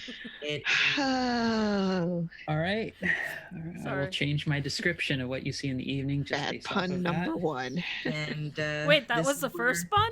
I thought there were a couple of others. No, there there was were like more. 4. This is I where I mean, die. well, I don't know. I feel like the puns for all the magic ones we've already heard. Yeah, No, the that's magic right. ones don't count. Yeah, I Yeah, suppose that's they're true. separate. I will say Kawa hears noise nearby. Like I'd say the group would be able to like the best position to set up the hut so that you're kind of away from the road would be a bit a ways near the opening to the tunnel. It's a little bit tucked into the hill, so it's out of sight from most things.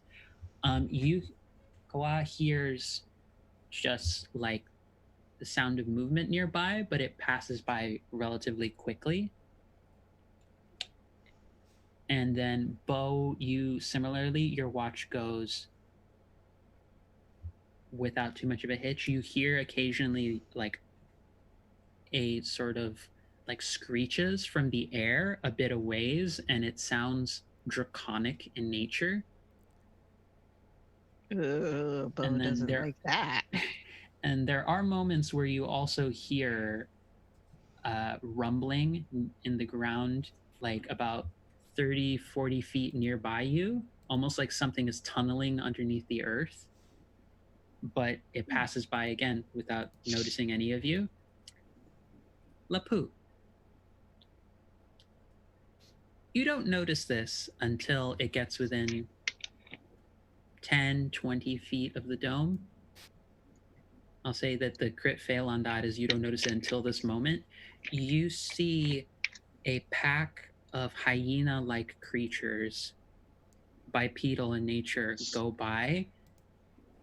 And I'd say while Lapu probably grew up relatively like just in the forest, you've been to Backfire, you've seen a lot of other types of creatures.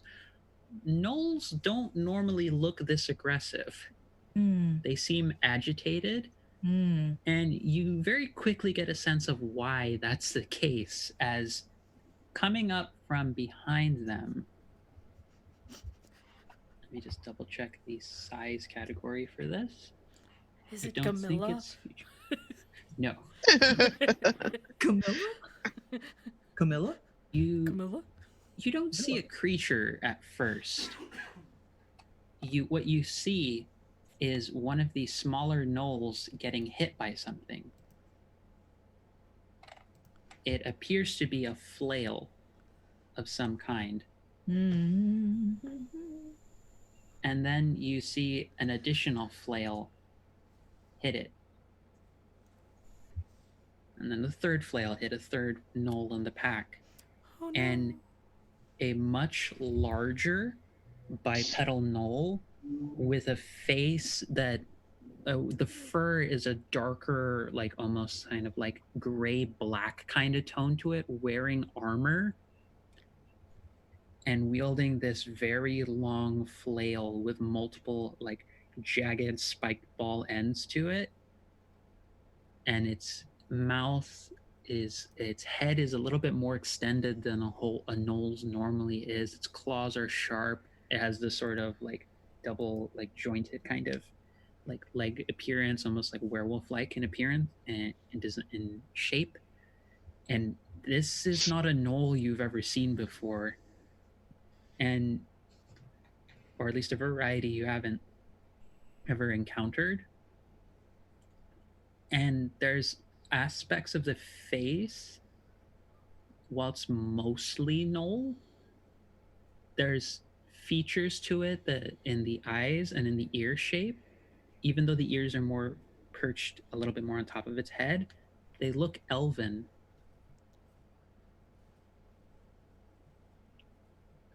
And for a minute, you are awake. You're noticing this on your watch. Just I'll say the crit fail is that you notice it getting very close to the dome, and for a second, you turn and it looks like it's looking in the direction of the dome. And there's a couple of beats where you're like,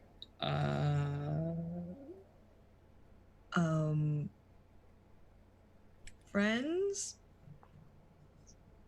I think we've got company.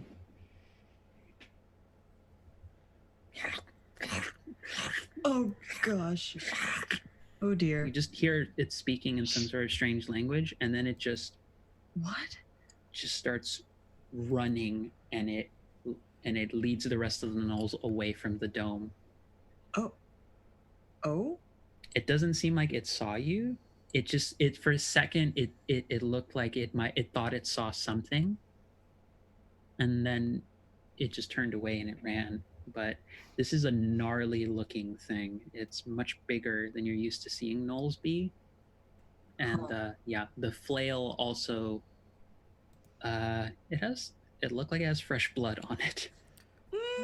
Oh, no. No. But did I wake up people in time to that they saw that Like- too? Yeah, did we see I'd that? say you catch like right after like it's making the like utterances. You all would have seen this like gnarly looking creature, and then it just ran off.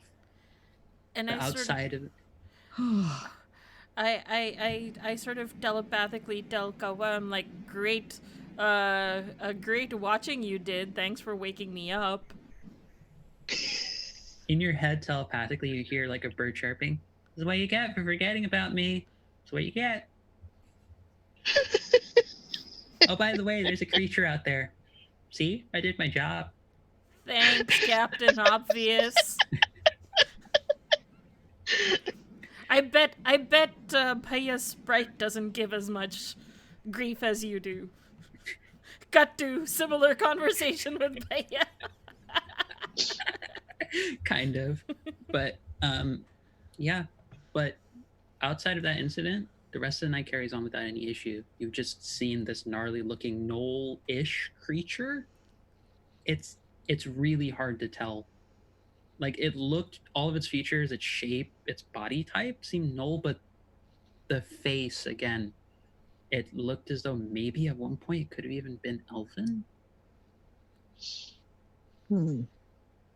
But next morning comes, fully rested, no spells or anything used. You're all set up. And because we're getting near break time, I'll say the first thing you hear in the morning after you're starting to get set up, the boulder seems to have gone dormant, but it's almost like it's kind of sleeping. Like, you very occasionally hear the grating of like rock as it's almost like snoring now that it's actually been woken up again. It's a very strange experience to hear a boulder snoring. And I start sort of mumbling to myself of like, the spells I saw were not this advanced. This is a really great spell. I really should figure out who created it and see if I can duplicate it. And I'm just like mumbling to myself. And it's around that time where you all hear, "Ah, help! Help! Oh no! No, no, no, no, no, no, no! Help! Help it! Very big cat! Very scary cat! Very scary cat!" What? What? And that is where we're gonna take a break. Oh my god. Okay. So we are gonna be back in 10 minutes as we take a quick break. Loopy night. Well, it's the morning now. You've reached Oh, the next morning. Well, this is the it's next morning. yeah. Sunlight's come up Just and meant everything. overall, I'm like, But overall, yeah, it's like Yeah. giant bipedal elven knoll yeah, thing wielding a bit big odd. flail. The boulder Yeah. face, Hmm. what sounds like a Medusa down below in the tunnel.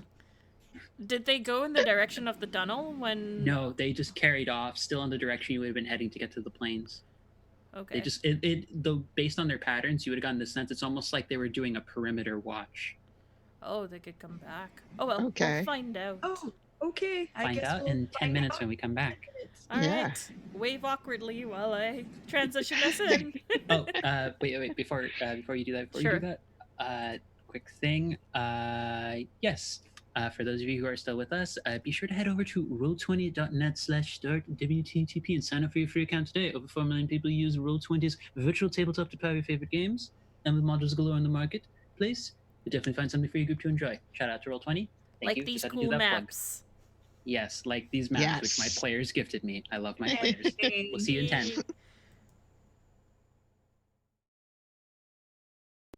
Thanks so much for hanging out with us today. If you get a second during break, you should check out one of our amazing sponsors. We're now proudly sponsored by Roll20, the best virtual tabletop for all your role-playing needs. Over 4 million people use Roll20's virtual tabletop to power their favorite games. And with more modules than you can shake a stick at on their new revamped storefront, you'll definitely find something for your group to enjoy. Sign up today by clicking the link below or heading to roll20.net/start/WTTP. Tabletop Loot is an amazing place to get your dice bags, dice boxes, and more. And now you can get 15% off your purchase at tabletoploot.com by using the code WTTPDICE at checkout. Tabletop Loot. Your party starts here. While you're at it, check out our so awesome merch store, So Nerdware. So Nerdware is the place to find all your Welcome to the Party merch and other amazing stuff too. Head on over to sonerdware.com and use the code WELCOME at checkout to get 10% off your next purchase. So Nerdware. It's what the nerds wear. Devin Rue, the amazing mistress of maps, has kindly supported the channel since the beginning and provides graphics for many of our streams. Head on over to rueinc.com to check out some of the best fantasy cartography on the web. Our Patreon supports the creators and producers of the channel by providing Roll20 subscriptions, cost coverage for video hosting, and more. If you want to support the channel while getting podcasts a week early, gaming articles that are published on Patreon first, a shout out during our break, and more, head on over to patreon.com/welcomepartyrpg and throw us a buck or $5. And last, but certainly not least, help out the party. Subs and bits not only support the stream, but also every 500 bits or a tier 1 sub gives a player or DM of your choice a reroll or system equivalent, and every 1000 bits or tier 2 sub gives a player or DM of your choice a crit or system equivalent. Thanks again for hanging out with us today. The game will be back in just a few minutes. Let's all go to the lobby. Let's all go to the lobby. Let's all go to the lobby to get ourselves a treat. Delicious things to eat. The popcorn can't be beat. The sparkling drinks are just dandy. The chocolate bars and the candy. So let's all go to the lobby to get ourselves a treat. Let's all go to the lobby to get ourselves a treat.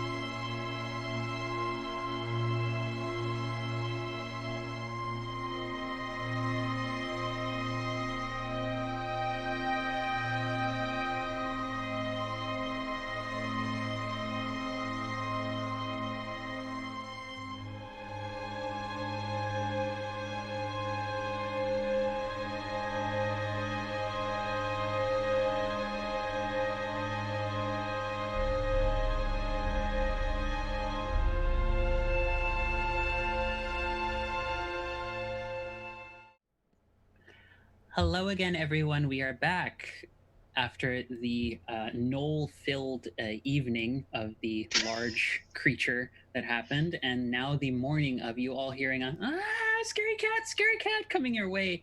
I believe we've transferred over to the appropriate map. It should be on screen. Please be on screen. Is it the one where we're on the edge of the map and it's a forest Yes. and a path? Yes. Okay. So we're treating this.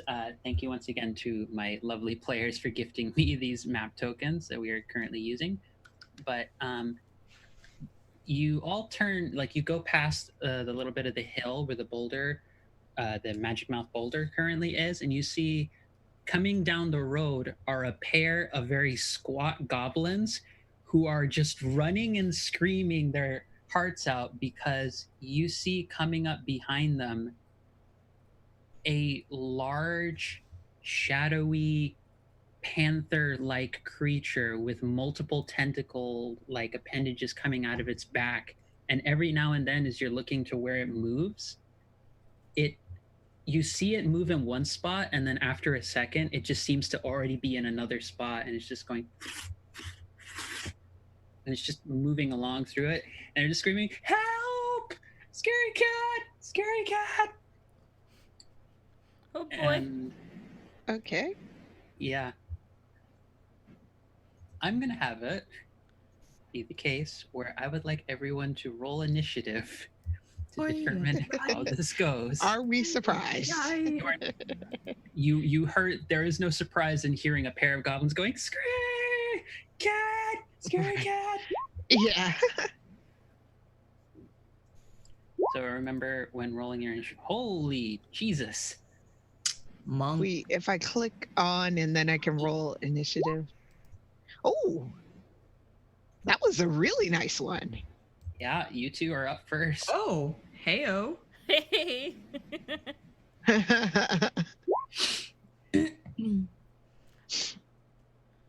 Cat has an initiative of that, which is very good because Don't mind me. I'll just be here staring at everyone. God.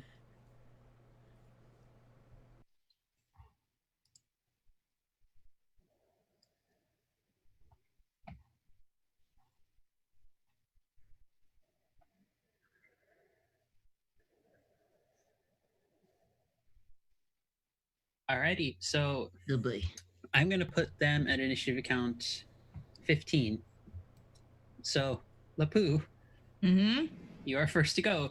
You see the scary panther tentacle creature beginning to chase after these pair of goblins. What do you do? Because they are like straight up screaming like "Help! Help! Help!" And they look like they're wearing just a rough set of like working leather armor, but they also look like they've had cuts and bruises around them, and they look very tired. So what are you doing? I want to run all the way 45 feet. Use up all my movement, and I actually want to try to interact with the with the bad cat. I kind of want to just move all the way. Can I start to move? Is it okay if I move? Yeah, go right ahead. Like Okay. just estimate your movement and then move your token however much you want to. Yeah, it was like I think it was Right around, there, and I think you have like around is it that like area. 45 feet of movement Yeah, because monks. because monks. Cause monks. Because Our, monks. our takeaway is because monk and frequently in this campaign. And I kind of try to be as non peaceful, have my stance be as peaceful as possible. I'm like, hello friend, what brings you here? We mean you no harm. Okay, maybe not so much. What do I get a feeling of what their intentions? Aggressive, Okay. hungry. Okay. It Yeah, sees Furbolg now. Okay. This is I'll just put up do I have my patient defense? Yeah, you still have a bonus action. Like you have a full round of combat. But, Yeah. Where is it? Lapu, roll me a d20. Oh no. You want to roll high on this. Good luck. Ah! D20 hates me, I swear to God. The angry cat gets distracted by you for a second, but it looks like it's still keeping its attention on the pair of goblins. Okay. That was your movement. I'll say it was your action to try and check out what's going on with this creature. Okay. That's your bonus action. Okay. You're just chilling. You're prepared in case this thing comes at you, but for all intents and purposes, it doesn't look like it's fully paying attention to you right now. Okay. Bo, what are you doing? So it didn't really acknowledge Lapu at all. It acknowledged them, but instead of like turning its attention, because this thing just looks like it's just like we're full on like animal hungry, want food, want to eat food now kind of mode. But Sure. the d20 roll was to determine whether or not it would go towards the goblins still, or it was going to go towards Lapu. Oh, okay, Rolled I get it. below 10, so it's going to keep going towards the goblins.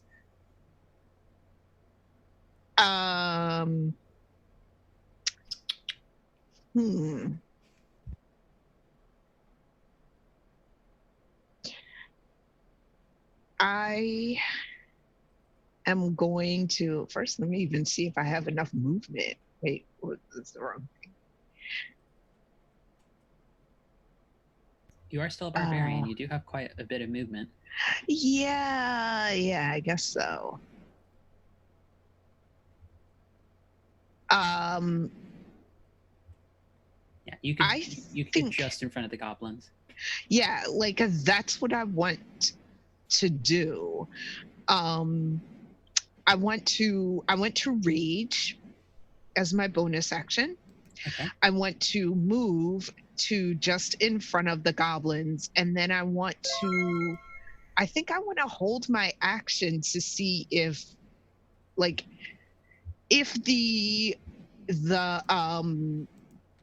creature tries to attack the goblins, then I want to attack that. But I want to hold my action until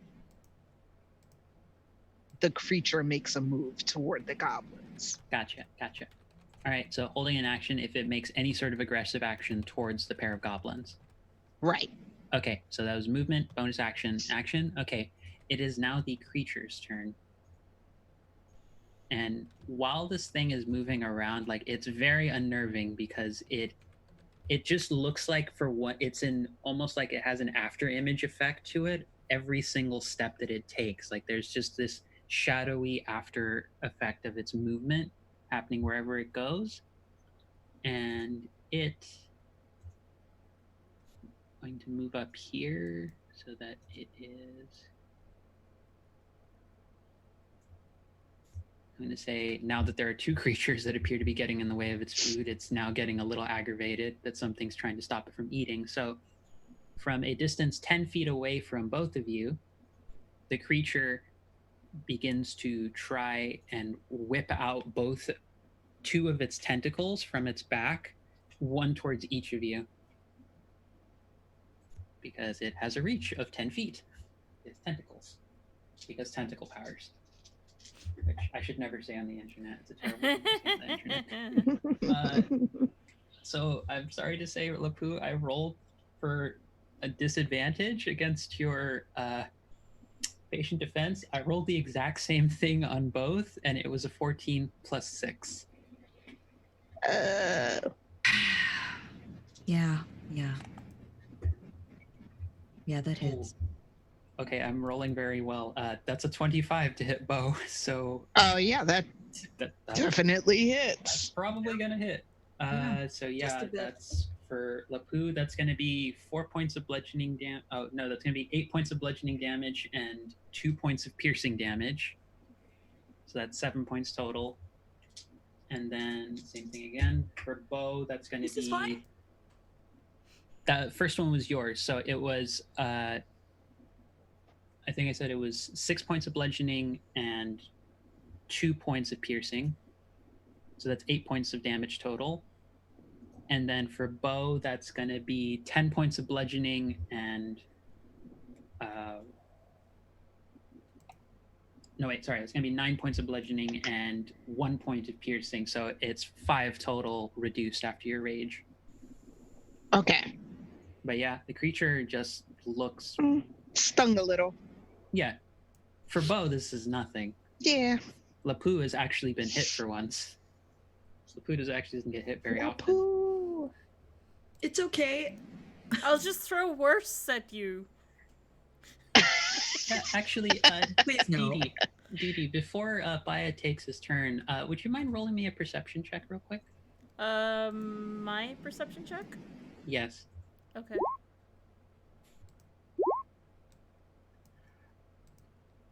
You hear above you. You don't see it immediately, but you hear above you. Is it our PoC babies? Oh.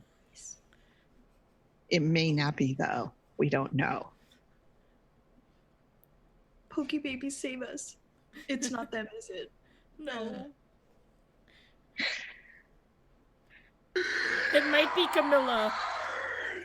You hear a draconic yell as a pink, whitish, draconic scaled flying creature begins flying towards you, Dee. Oh boy. Oh my god, look at it. Wow.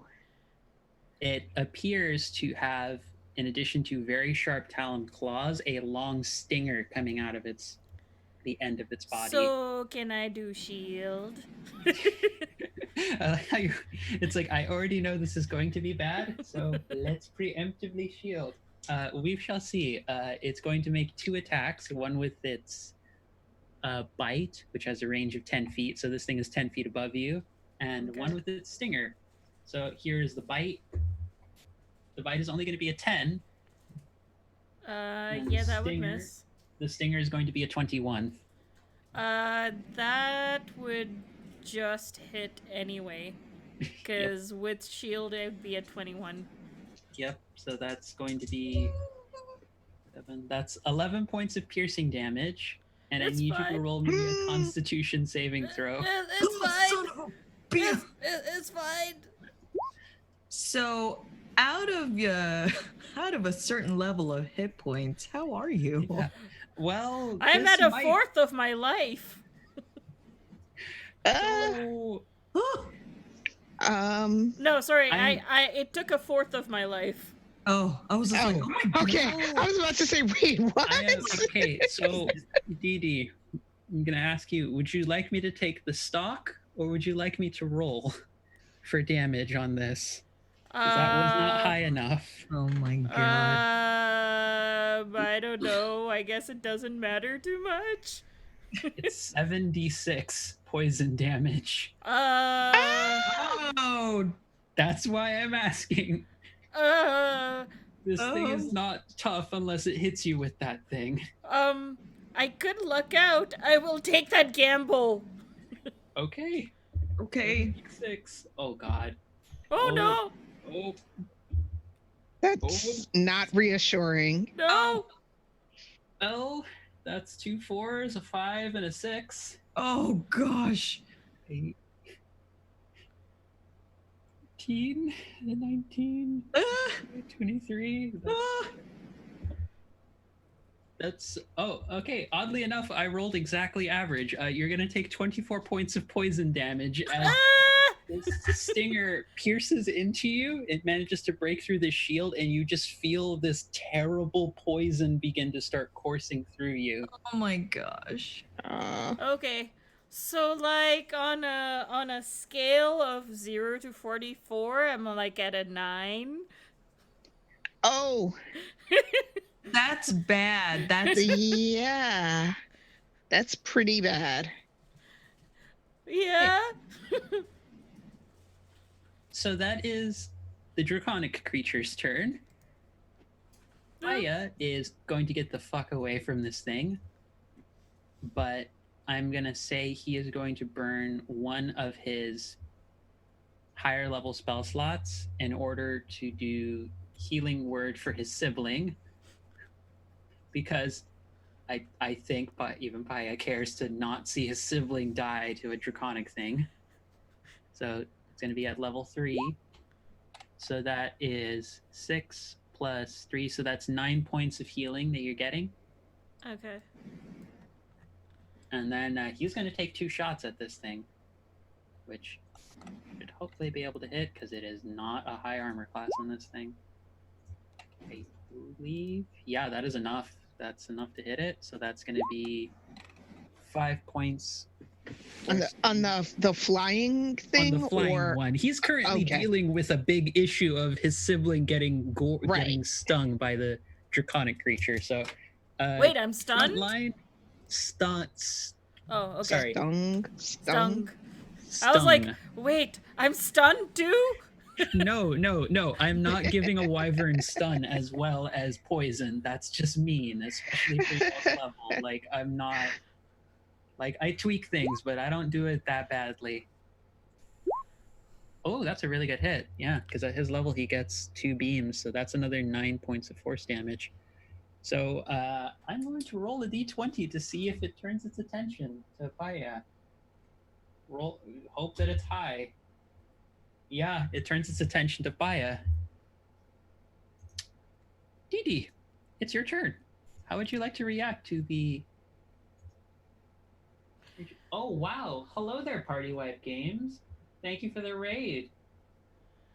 So I think I need to do some self-preservation. So I am going to cast Mirror Image on myself. Okay. And then I would like to, well, I guess, oh, why can't I move? Oh, right, because I had to select. Since it attacked me, I'm in its threatened zone, aren't I? Yep. Yeah, I don't want to get hit again. That's gonna... Are you doing wizard tanking duties?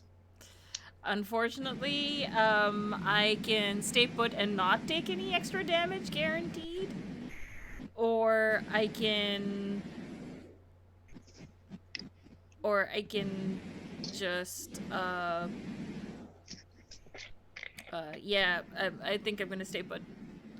I can risk getting hit. Yeah, But I okay. do have mirror image now, so hopefully that should... So hopefully it won't hit you, because I'm gonna say it. The way it'll work is that it has to break through your initial shield first, then the mirror image will trigger, rather than just the mirror image will automatically. I didn't have shield up, unless you're like, I was doing it anyway. No. What I'm saying is, like, if the initial attack doesn't beat your higher armor class first, then it won't take up a mirror image, because I think sometimes some DMs might rule it as mirror images will get sucked up and they only have an AC of whatever that normally is. I'll say your higher armor is the first thing it has to hit first in order to even try and hit you. And then if it does pass that, then a mirror image will kick in. That way you're not wasting mirror images like faster than necessary. Okay, yeah. Trying to be nice here, because that was a lot of damage in one hit, because I didn't think the stinger would... I forgot how much that thing hits. Initiative count 10, which is when I'm going to have the goblins go. They're going to run over here, get away from this scary cat thing, but they are both going to pull out short bows, and they're going to try and assist you, Didi.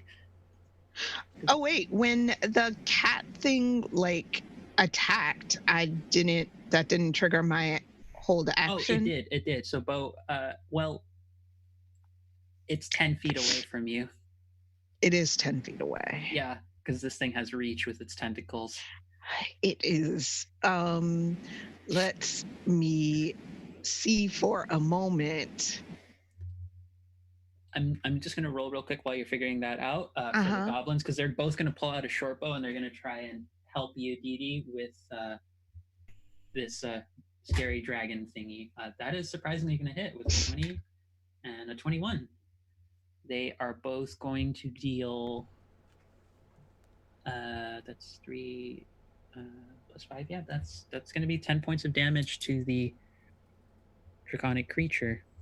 And I'm going to roll to see if the if the draconic creature wants to fight with them now.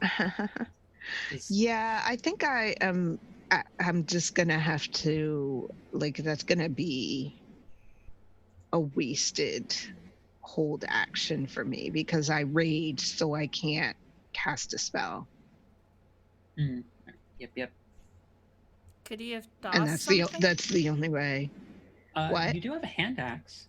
If you wanted to chuck one of your hand axes at the creature, I would allow that. If I would throw it? Yeah. Okay. I'll give you that option if you wanted to throw one of them or both of them.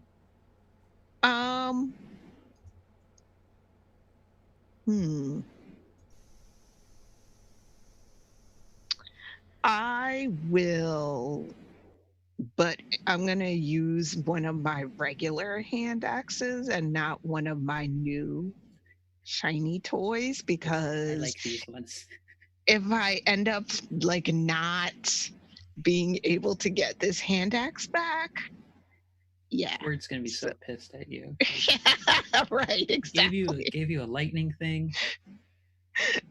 So I'll do the 2 attacks with my regular hand axes. Okay, so roll for your hand axe. It's going to be at disadvantage because this creature, its after image effect seems to be making it hard to parse out where exactly it is. Sure. So 2 attacks. That works. Disadvantage. So if I do reckless attack, does that just make it even? Yeah, it would just be a straight roll. I would allow that because normally you have to declare that on your turn, but I'm fine with it happening out of turn order. Okay. It'll just have the advantage up to the start of your next turn on you. So. Oh, that's not good. That is not going to hit the creature. No. That is going to hit the creature. Yay! Oh, it clicked the wrong thing. I guess I clicked the wrong. I don't know. It's fine because it did the thunder damage. It's just a slashing damage. Your rage bonus to that, so that is going to be. We'll just say it's the 6 without the lightning or thunder. Yep. But you see, as you hit it, as you manage to get through the illusion fades away. Oh. It seems while whatever enchantment this creature seems to naturally project does work to try and protect it, once it's affected, it will be disrupted temporarily. So, now might be the time to try and fuck it up. Yeah. But, yeah, the goblins are taking their turn, DD is taking their turn. Lapu, you're up. This creature does not seem ready to chat. It seems very much like it wants to eat a thing. And you two seem the most tasty. Nom nom nom nom. So which one is ready to get fucked up? The scary kitty versus the scary dragon thing. The one that's in front of you. It's 10 feet away because it's using its tentacles to just lash out at you. Okay. Yeah, I'll just I was gonna save my. I want to.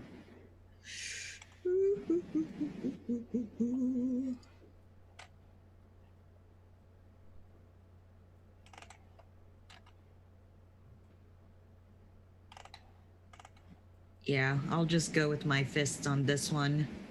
I was thinking of using my awesome Stormweaver, but I'll save it for last. So yeah, I'll go ahead and go up to it and try to punch. Try to knock it off, yeah, and use us. Well, I guess I'll see if I hit first. And with stunning. You can hit. Ooh, stunning strike on this is going to be rough. Yeah, well, we'll see. Hit, so roll to see if you can hit. Okay, so.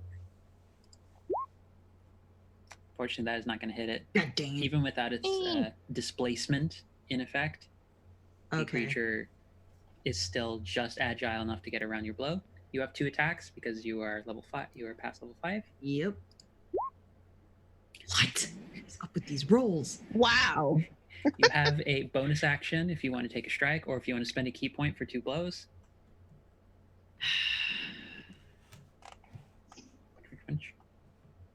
Punch.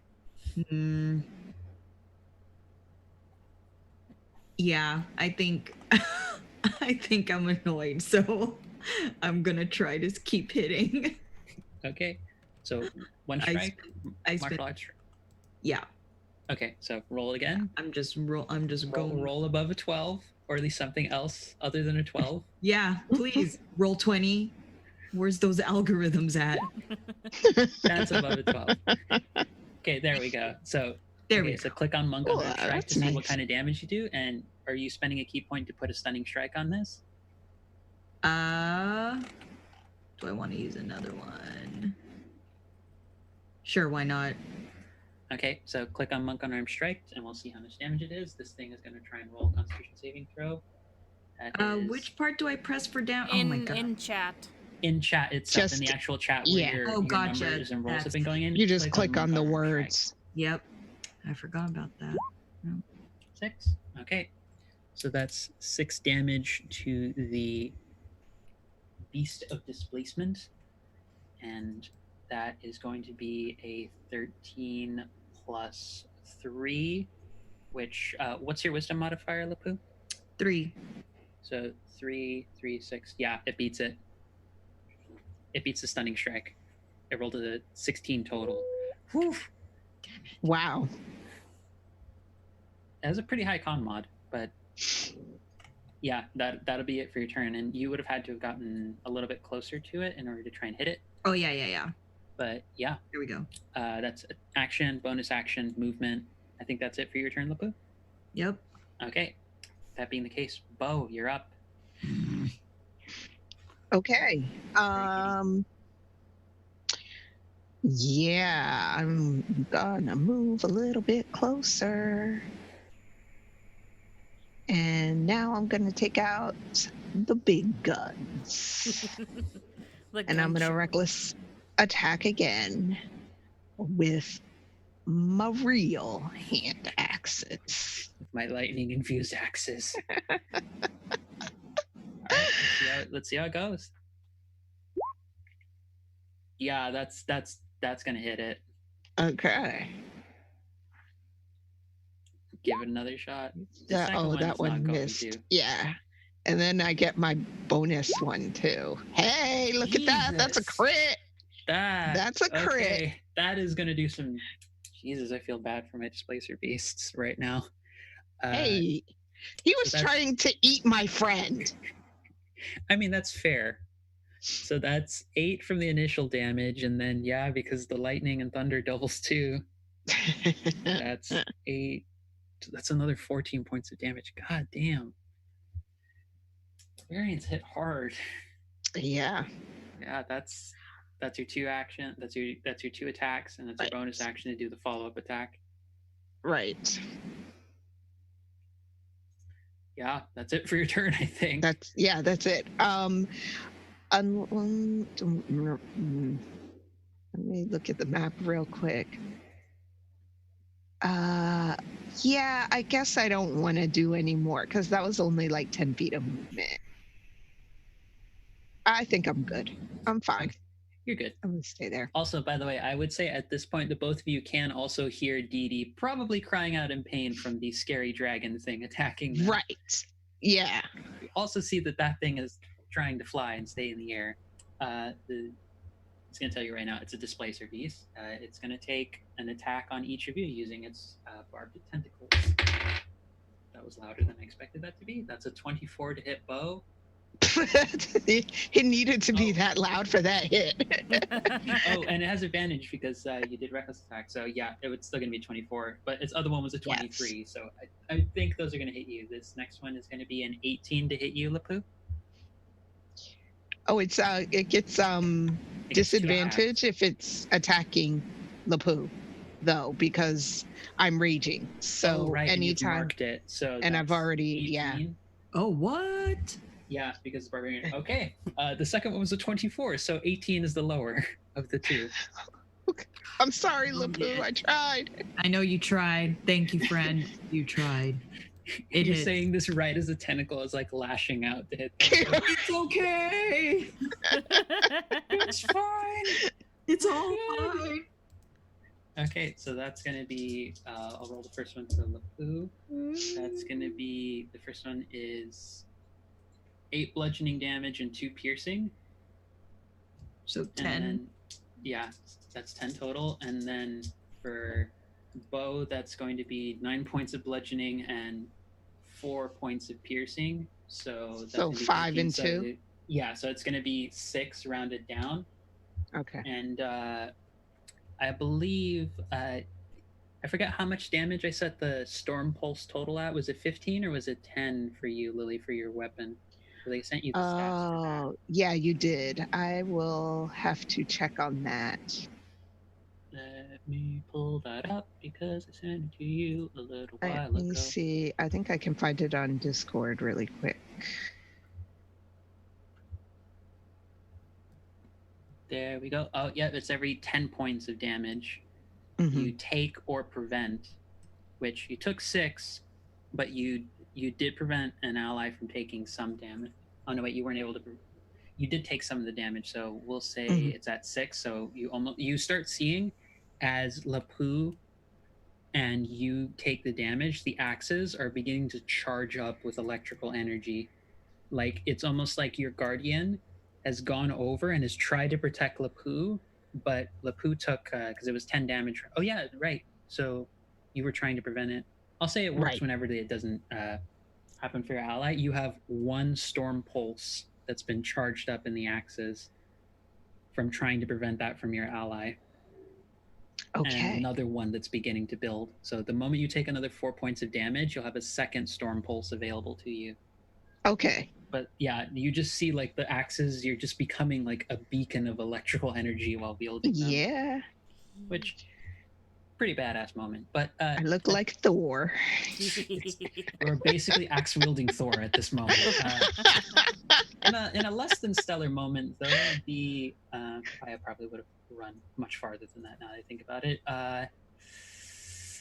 Unfortunately, DD, I rolled, and the goblins have its attention now.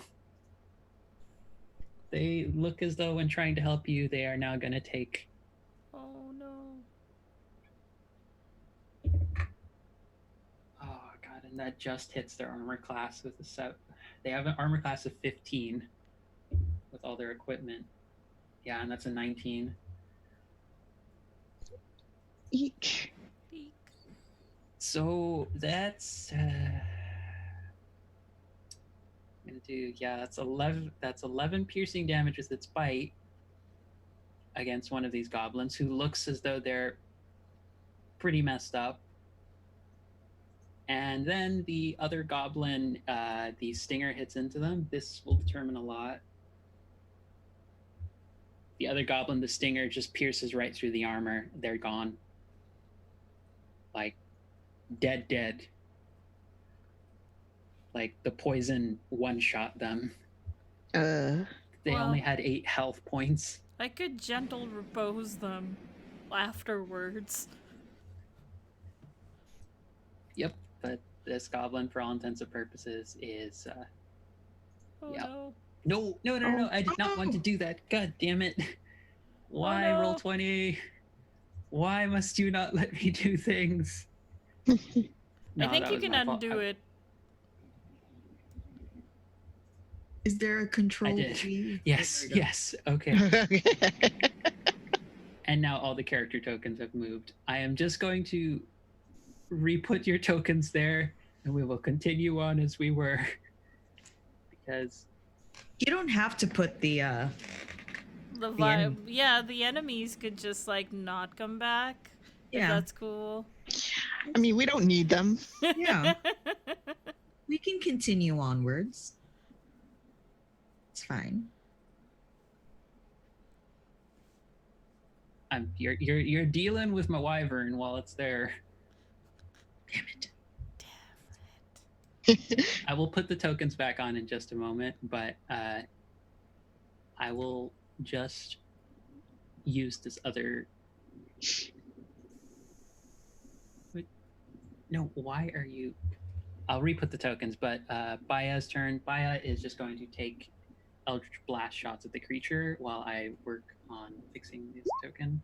That does not hit the wyvern. That does hit the wyvern. That is 6 points of force damage. He's putting in good work against this creature all by himself over here, while Dee Dee's trying not to die. It's the life of a wizard. Other party members sometimes get to do stuff. But Dee Dee, it is your turn. He is just gonna stay back. And I am going to work on putting everyone's tokens. Okay, so the wyvern's taken some damage, yes? The wyvern has taken damage for certain. Alright. Shame.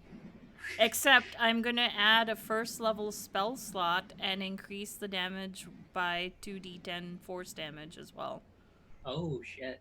Because my 6th level alchemical casting where I can expend spell slots to augment it.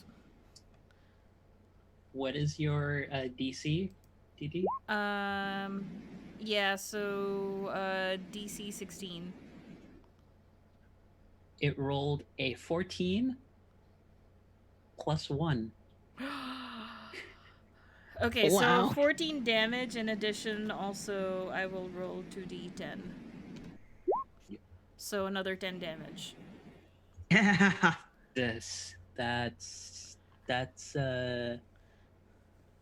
that's gonna hurt. I promise I'm just using this draconic token as a stand-in. Yep. It's not an actual green dragon. I swear.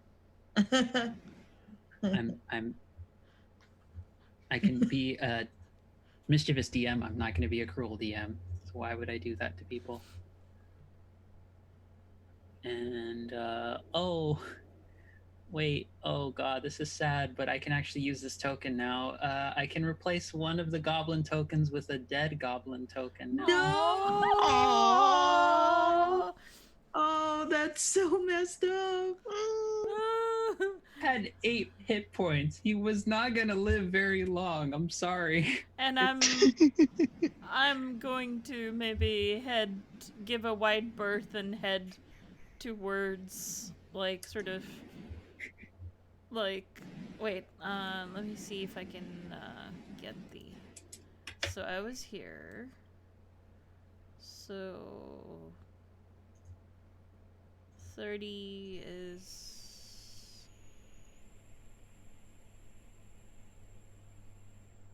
Yeah, I'm gonna head over there. Between bushes, if I know what's good for me. Sounds like a good plan. If I would like to not die to a dragon-kin creature. Like, yeah, I would like to not die. Please. Yep. I had plans, and those have completely gone out the window now. Oh, actually, I can still do it, so I'm gonna do it. I'm gonna cast Mass Healing Worst right in front of me.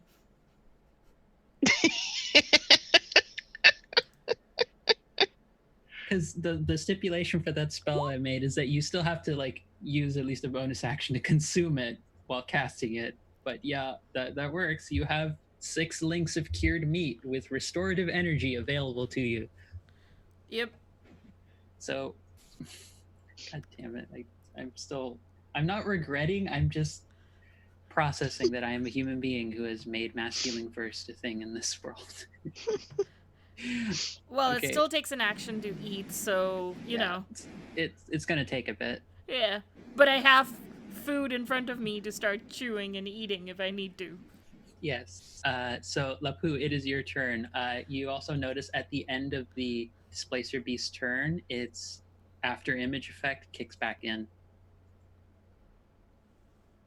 I'm sorry, what kicks back in? The after image, the shadowy like illusion effect of the Displacer Beast, it's kicked back in. It doesn't kick in until the end of its turn after it's lost it. So with it having the end of its turn pass recently, its after image is now back in effect. So if you want to try and attack it, it's at disadvantage again. Oh my god.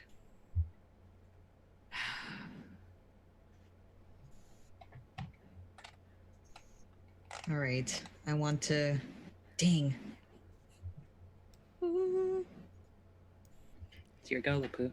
Is the dragon aiming for the goblins too, or is it just kind of just like, oh look?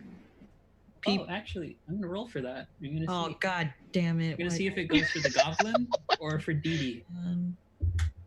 Hey, Yeah, I'm it's gonna go for behind Dee some. Dee. I'm behind some bushes. Okay. It still saw you cast something while you ran away. Okay. It's not very bright, but it also like it does notice when a thing is like going shame in its direction. So very, very quick question though. It Yes. says I get 6 links and I can target up to 6 targets. Does that mean I can give it to whoever I saw before I disappeared as well? Yes, I would say so. Okay, then everyone also has worse in their hands, So you have one, including and the everyone else. goblin. So in the middle The of trying dead to... goblin or No, the one that's still The one that's still No, just making alive. sure. Just making sure. Okay. So I have 2 and everybody else has 1. Oh, yeah, and he is going to use his bonus action to disengage from the range of the dragon creature. He's going to run the fuck away because he does not want to deal with it. And he's going to, like, if you've shouted out to him in any way or indicated to eat the meat, he's just hiding somewhere else and he's just chomping on the burst. So he will recover some health from that. D4 plus D4 He recovers plus 7 5. hit points. He now has 8 hit points available to him. Yeah, so it's D4 plus 5. Yep. Yeah. Well, 8's better than nothing. 8's better than 1 or dead. Yeah. Lapu, it's still your turn. Are you going to try and attack the creature? What are you going to do? Now that I see now that I see that the dragon is kind of like eyes on Dee Dee, I kind of want to signal to Bo that I kind of want to like, I mean, I trust Bo's skills, so I kind of just like have a glance at like, Bo, you take care of this thing while I try to distract the dragon, and I will move to the dragon. And then from my back, I will whip out and twirl around my Storm Reaver, and almost like you could just see the charge like come up as I twirl, and I will try to attack. Okay. While you leave its combat range, the Displacer Beast is going to take an attack of opportunity on you. That's a 24 to hit. Oh, I forgot about that. God damn it. Yeah. I don't like it. It hasn't really hit Bo as much as it has hit you with every single time. It And is I've rolled hitting a me every single time. And I rolled 24 every single time to hit you. And I get don't more know damage, like more than Bo. Like this is not fair. That's 5 bludgeoning and 4 piercing, so that's 9 total. Okay. It's like, your boy's looking rough. But yeah, you can take your attacks with the Storm Weaver towards the dragon. Okay. Well, wyvern, not dragon. You don't want to be fighting a dragon right now. Yeah. I don't think we want to be fighting the wyvern right now. Yeah. I mean, that's fair, but I will say Dee Dee's shameful spell did in fact deal a good chunk of its damage. Like that was 20% of its health. So, question, is Shatter part of the Stormweaver, or is that something totally different? You can choose it when you make if you don't want to attack, you can cast Shatter instead.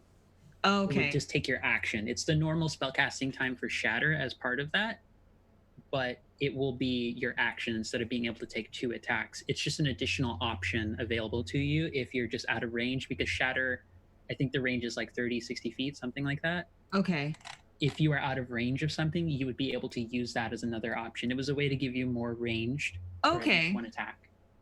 Okay, good to know. Well, I moved already, so I will still just use Storm Reaver itself, but okay, so good to know. Click and roll for the attacks to see if you can hit this dragon. Come on. That's gonna hit. Yes. I'm gonna tell you right now, its armor class is 13. Oh god. It just hits really hard. All right, I love my Storm Weaver. Okay, so click in the chat to see how much damage you do initially. That's 8. Okay, so that's 8 points of damage. to the wyvern. It's oh boy, it's starting to look rough. Yeah. All right, you have 2 attacks. Roll up another attack. See if you can hit it. Okay. Which I'll ideally should be able to hit it, but rolls have been back and forth this whole. Yeah, fight. tonight is roll 20. That's gonna kind of hit. finicky tonight. So give it a go. Yep, that's. Oh boy, yeah, that is. It's not liking that. Oh, it's still standing. Okay. It's still standing. It's looking rough. Like it's not about to collapse, but it's like deity's like shameful spell, the Eldritch Blast, and now the Stormweaver lightning hits have just been damaging it, and it's starting to look rough. You still have bonus action, so if you want to take, I'll use unarmed my strike. bonus action for patient defense. Okay, that is a very good call. Yep. Because I don't know what your health is right now, but It's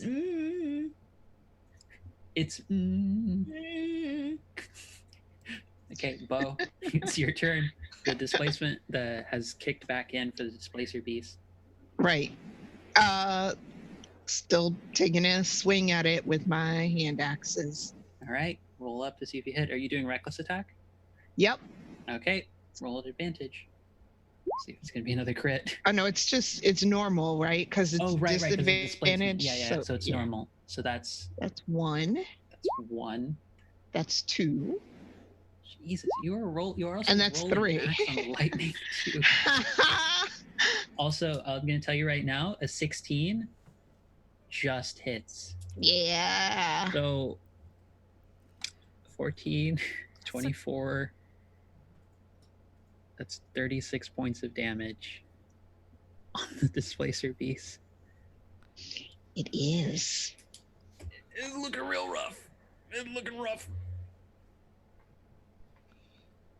And now I've charged up my Mjolnirs, right? Yes, you've done a significant amount Plural. of damage.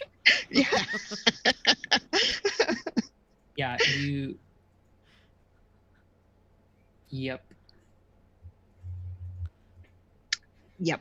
But I took all my attacks right now, so I can't do anything else at the moment. Yep. I'm gonna roll to see what this thing thinks about fighting or running away. Rolls low, it's gonna stay. It rolls high, it's gonna run. It rolls high, it's gonna run. It's going Yeah, to that's use, right. Yeah, it's going to use its 40 feet of movement to just run the fuck away. As you all just hear it's a very, very hurt kitty noise as this thing just takes off. But for purposes of combat, it's gone. Bye. Wyvern, however, still is being hit by a furbolg. So it is going to take its bite attack and its stinger at It was disadvantage. nice knowing you. At disadvantage. Little faith. But then I saw the damage and I was like, Okay, so the first one was a 17, the second one was a 10. So the bite does not hit you. Oh. The 10 I know does not hit a monk. Second one is I rolled a 26 and a 9. Patient defense was the correct move. This is a lesson to all monks. You don't just want to hit things. You want to know how to dodge too. Right. Because this thing is, yeah. God damn. That was very close, but patient defense literally just saved your life because I think it was going to hit you for both of the other ones. Oh. So yeah. how much was the hit? It doesn't hit. It was a 10 and a 9, which I know does not hit a monk. Yeah. It was going to be a 17 and a 26, but because it was disadvantaged, it ended up Yeah. being a 10 and a 9. So Okay.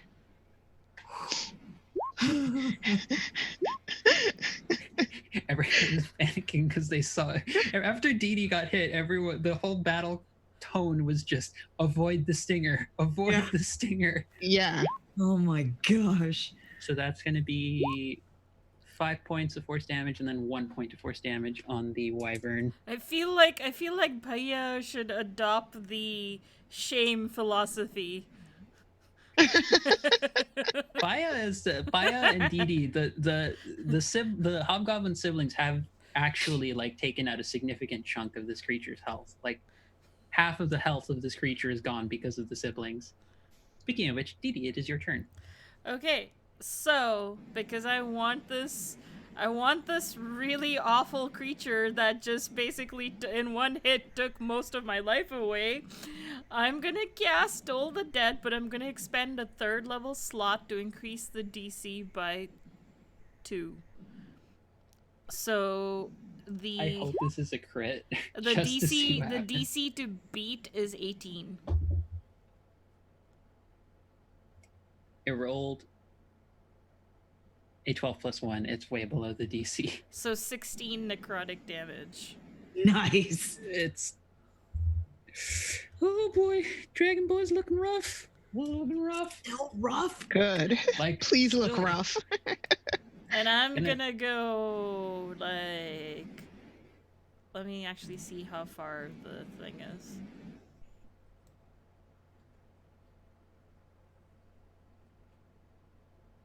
Yeah, I'm gonna go over here. Just be like, nope. It's like, nope, not fucking with this thing. Yep. Scary dragon thing. Not fighting it. Yep. Nope. That's me. So, before he gets back to Lapu's turn, the goblin, this is bonus action to hide, and then the wyvern does not spot him, so he's going to get an attack at advantage to hit Nice. dragon in retaliation, Oh, little which goblin. definitely hits. So that is going to be, he's got his little short bow, crying over his buddy who died. Oh, Avenge Uh, the buddy. that That is, shows. that It shows is the a dead 1 body. on the damage die. So it is vengeance, but it is not very damaging vengeance. Oh. Oh. Vengeance. It's okay, buddy. I will put your buddy on ice once we're not dying.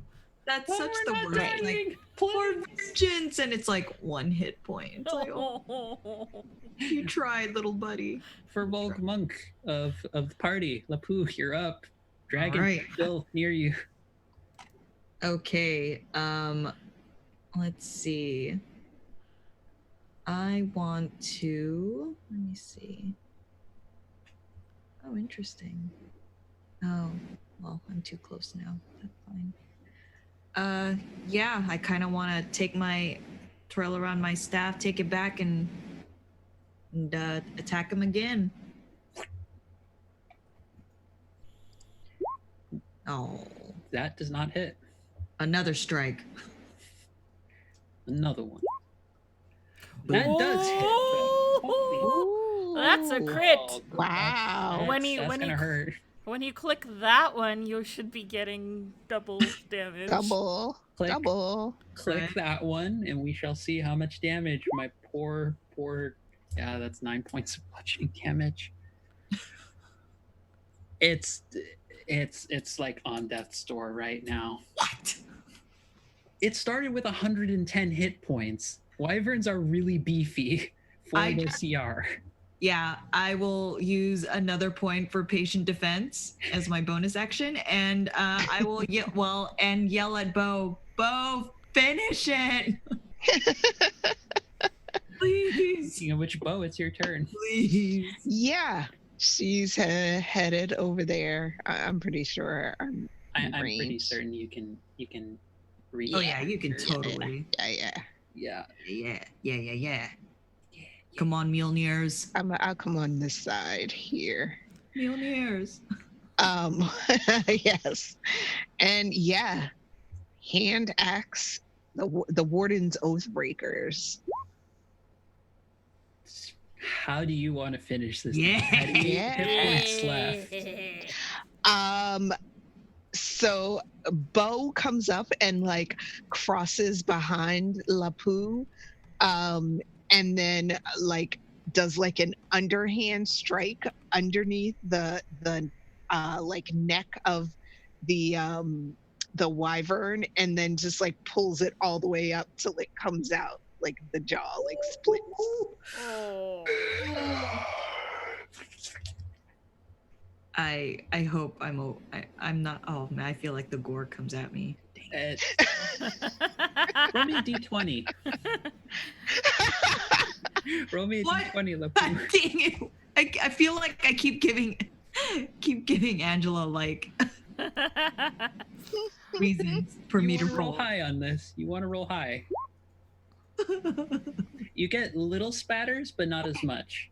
Oh, If you'd rolled below a 10, it's like full on the head, and like half okay. of its body is hitting you. I have like some splatter on my face. And... Yeah. It's artistic. Yeah. Yeah. At this point, I'm just gonna start munching on my worst. Heal up however many you have in front of Yep. yourself. I But ate for both. Yep, for Right. purposes of this, Oh. combat is suspended. Whew. Yeah. The other goblin. Actually, I think if Dee Dee gave all of us some worst, I think Bo would be like, oh, okay, dinner time, and well, snack time, really, and eat the worst then now. I will draw attention to Wild's very apt comment of "Don't give the DM 9." This is true. Do not give the DM ideas. This is not a good idea. I am a merciful god, but it is. I have my moments. But yeah, as the combat sort of lulls down, the wyvern slain, the displacer beast gone because it didn't want to deal with Bo's lightning axes anymore. That's right. The other goblin's like, okay, so Frag's dead. That I can sucks. put his body on ice for 10 days if you want me to start casting the ritual. Sure. I That's start great. gentle repose. Okay. What's your name, friend? Why? Where did you come I'm from? Clat. Clat? Clat. Yeah, KLAT. I think Hello, that's how you say it in common. Clat. It's a goblin name. Sorry. It's No, that's fine. Sure. It's like very tired, very like worn out from everything. Yeah, us too. Where were you? Where were you? Like where did you get? Where did this wyvern the wyvern actually came from the sky. We don't know if it was with the displacer beast. It's likely this was just something that heard the commotion and was like, ooh, and then just okay. Right. Why was the like huge scary cat thing following you? I don't know. I mean, not following. Chasing. Chasing. I think it just was hungry. It's not great. Okay. Most of the I mean, rangers. Like, did you ran across it? You disturbed it? Like, it just decided you look tasty? I'm not very big, and I think it just thought it saw a free lunch. This is not great. That can it's not happen a good day. sometimes. Frag's dead, man. Frag's dead. Yeah, that is. I'm sorry about your friend. Pretty. Yeah. I mean, was that your friend or partner or? That's just my friend. We got on a backfire together, and we've been trying to get just over to Chantico for weeks. Actually, if you can get your buddy to Chantico within 10 days, I have a friend who might be able to help you out and get your friend back. Great. Oh, that's good to hear. This body will keep for 10 days as per the spell. I'll carry him. He'll be fine. Oh, God. Oh, man, this is... Was it just you two? Did you have any other companions? No. It's just the two of us. Ever since we left. And, like, all of a sudden he gets very quiet. He's like, okay, can I trust y'all? I mean, as much, I suppose, as you may be willing to give your trust to some people you just met, but who also, like, slaughtered some beasts for you. And kept your friend fresh for 10 days. Yes, I mean, your friend will be able to, Okay, so not long decompose. story short, I'm trying to get away from some people, some really terrible people. Not the nicest. Like, we're talking ritual sacrifice kind of bad, and yeah, been trying to They get here. happen to be part of a cult. Wait, how do you guys know about the Apostles of Anathema? Is that the name that our cult is called? It's the name. I sort of look at Paya, and I look back, and I say, let's just say we've heard of them. Well, if you're not actively trying to sacrifice me right now, that should be fine. I'll count you as friends. Yay. So that's what they were trying to do? They were trying to sacrifice you? Well, we used to work for them just because Rag and I just take whatever jobs we could get over in Backfire. We were just going to be like extra guards for them for stuff. And then we found out what they were doing and they weren't happy we found out. And then they tried to chase us. So we've been trying to get the hell out of here. We thought the plains would be a lot safer because normally the rangers around here happen to take care of most of the creatures. But Scary Kitty, Sure. Wyvern, it's bad. It's bad. Yeah. And, I understand. yeah, it's real bad. It's real bad. And do these people know that you ran away from them? Maybe. I don't know. We just sort of... We don't really try and wait around to see if people who are into ritual sacrifice want to find you. That's kind of a thing you just leave. That's right. fair. Yeah. Mm-hmm. Mm-hmm. Let's just say we have experience in that as well. Well, thank you again. I'm going to see if I could maybe try and find... Look for a Zerlath, and they're usually in the library. And if you find a tabaxi that likes to take you on tours in Chantico, just make sure they take you to a Zerlath ASAP, because it takes about 10 days. The spell will last for about 10 days. Try not to mutilate it, because it only keeps... See this? It's a mixture of it's really bittersweet. It's a very sad but still kind of hopeful goblin. Just well, thanks for the help, everybody. I'll see what I can do, and I'll try and get them along. And Safe travels, friend. Oh no. And they're looking behind all of you. Oh no. Uh-oh. And you see a pair of winged creatures. I am going to expend a spell slot and say... Pokey babies! Oh, they are. Yeah, they are little buddies. They are most definitively not. I'm going to tell everybody to go into the bushes, and I'm going to try to cast Leomund's Tiny Hut in the minute that it takes to cast it without ritual casting it. Yeah, you're about 20-30 seconds in when you start getting a better visual of them, not visual view because it's redundant.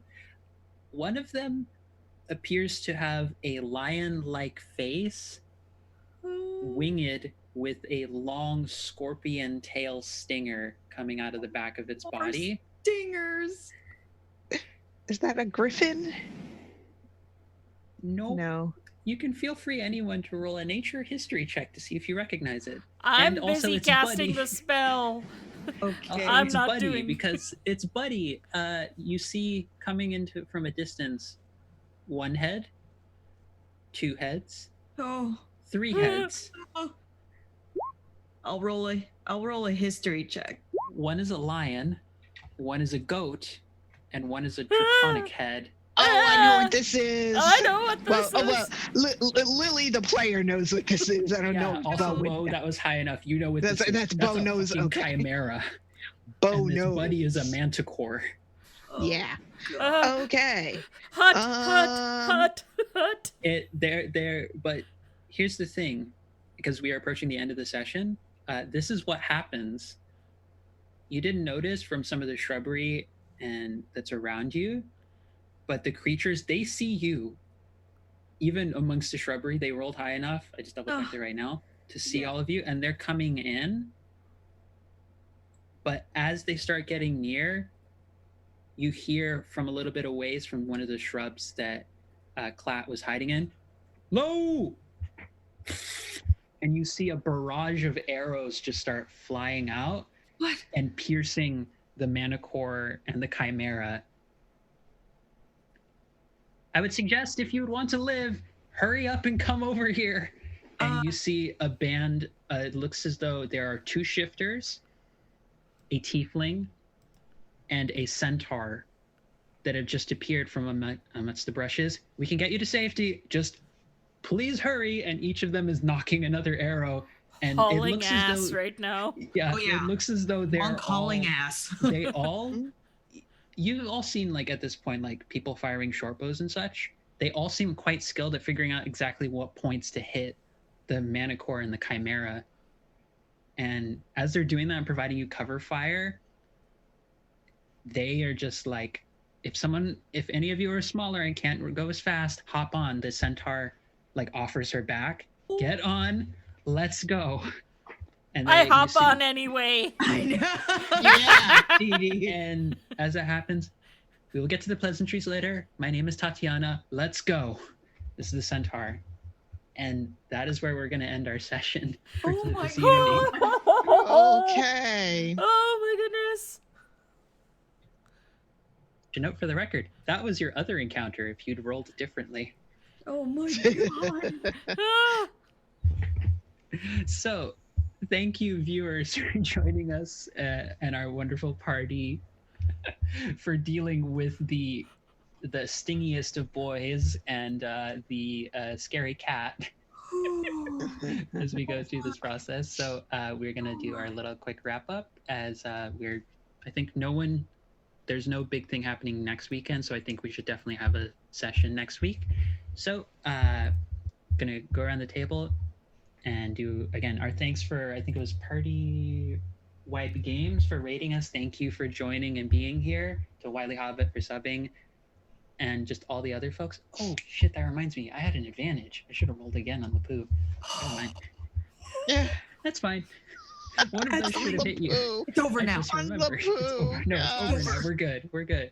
It's I over. could have hit you with that stinger. I could have nullified that disadvantage. It's over. But I'm going to let all the players do a little talk out. So let's go with our very wise and surviving Furbolg monk, Lapu. Jump. Kupos. Woo! I am your surviving monk Furbolg, Lapu, but you can find me on Twitter and the Welcome to the Party Discord at Kupo Night. Twitter Kupo Night is it's a 0 instead of an O because some dude has it. Anyways, let's see. You can find me on the Welcome to the Party streams Saturday evenings, starting at 7 p.m. Eastern Standard is Stars Asunder, and where I get to be a space bastard. And right after that, I am here with Adventures in Agni, where I get to be a cool monk who may or may not attack and hit people, but defends wisely. Let's see. Tomorrow morning at 9 a.m. Eastern, I will be on the Nerds with Dice Twitch channel, and we will be streaming Capers Nor, the Capers Nor RPG.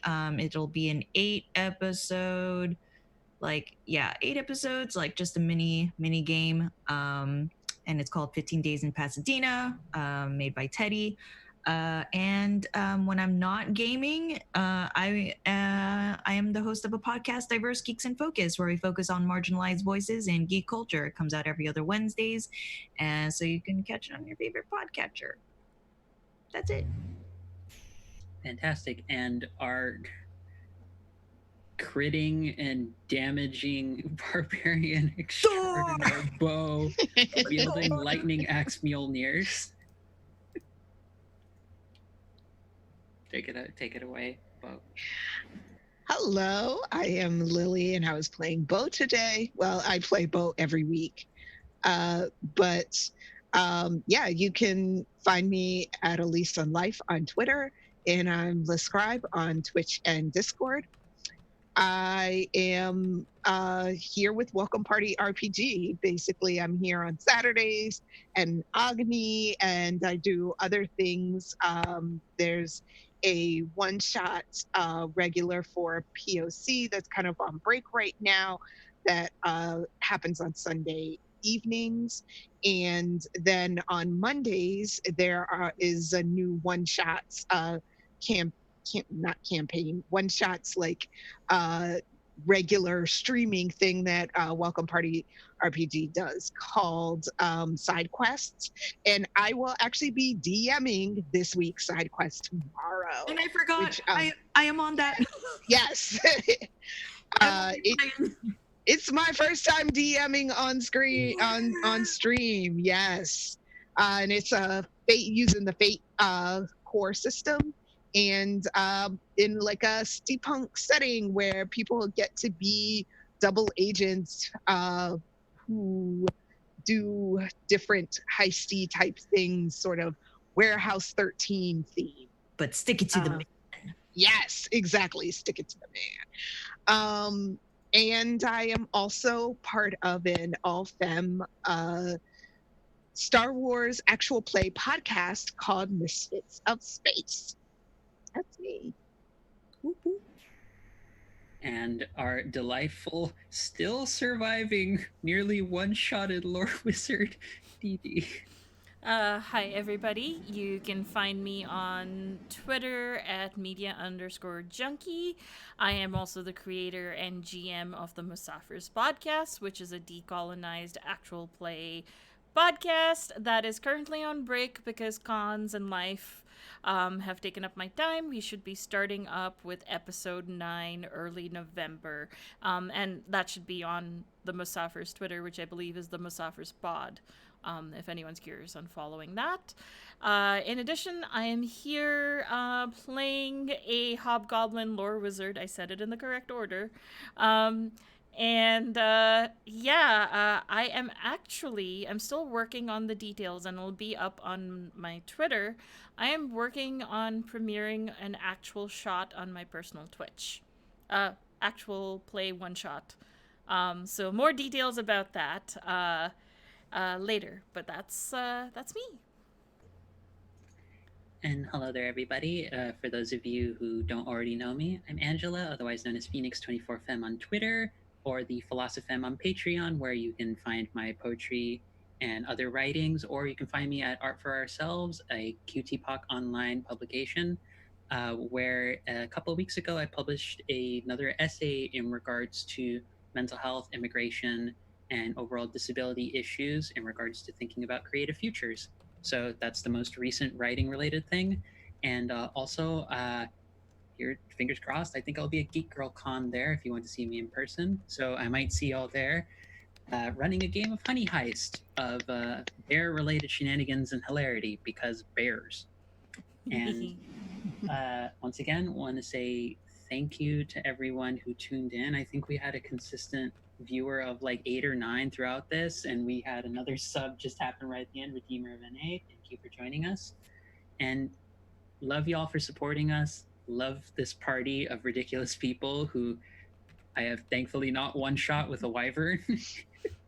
And may your weekend be wonderful. May the light in your lives, however dim it can feel, stay bright and keep you warm and comfortable, and may family, chosen or otherwise, and friends keep you safe, warm, and happy. Much love to you all, and have a wonderful weekend. Look forward to seeing you all next week, and thank you to our sponsors for letting us do this kind of thing and be ridiculous on a stream. So, love y'all, everybody.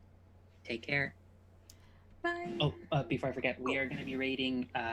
Roll the roll. Roll the roll. That's before before I forget that, because I just got sent that command. Yay! So we're gonna do Yeah. that raid. Yeah, and get all your raid buttons for that as we do that. Our raid call is "Please don't hurt me," or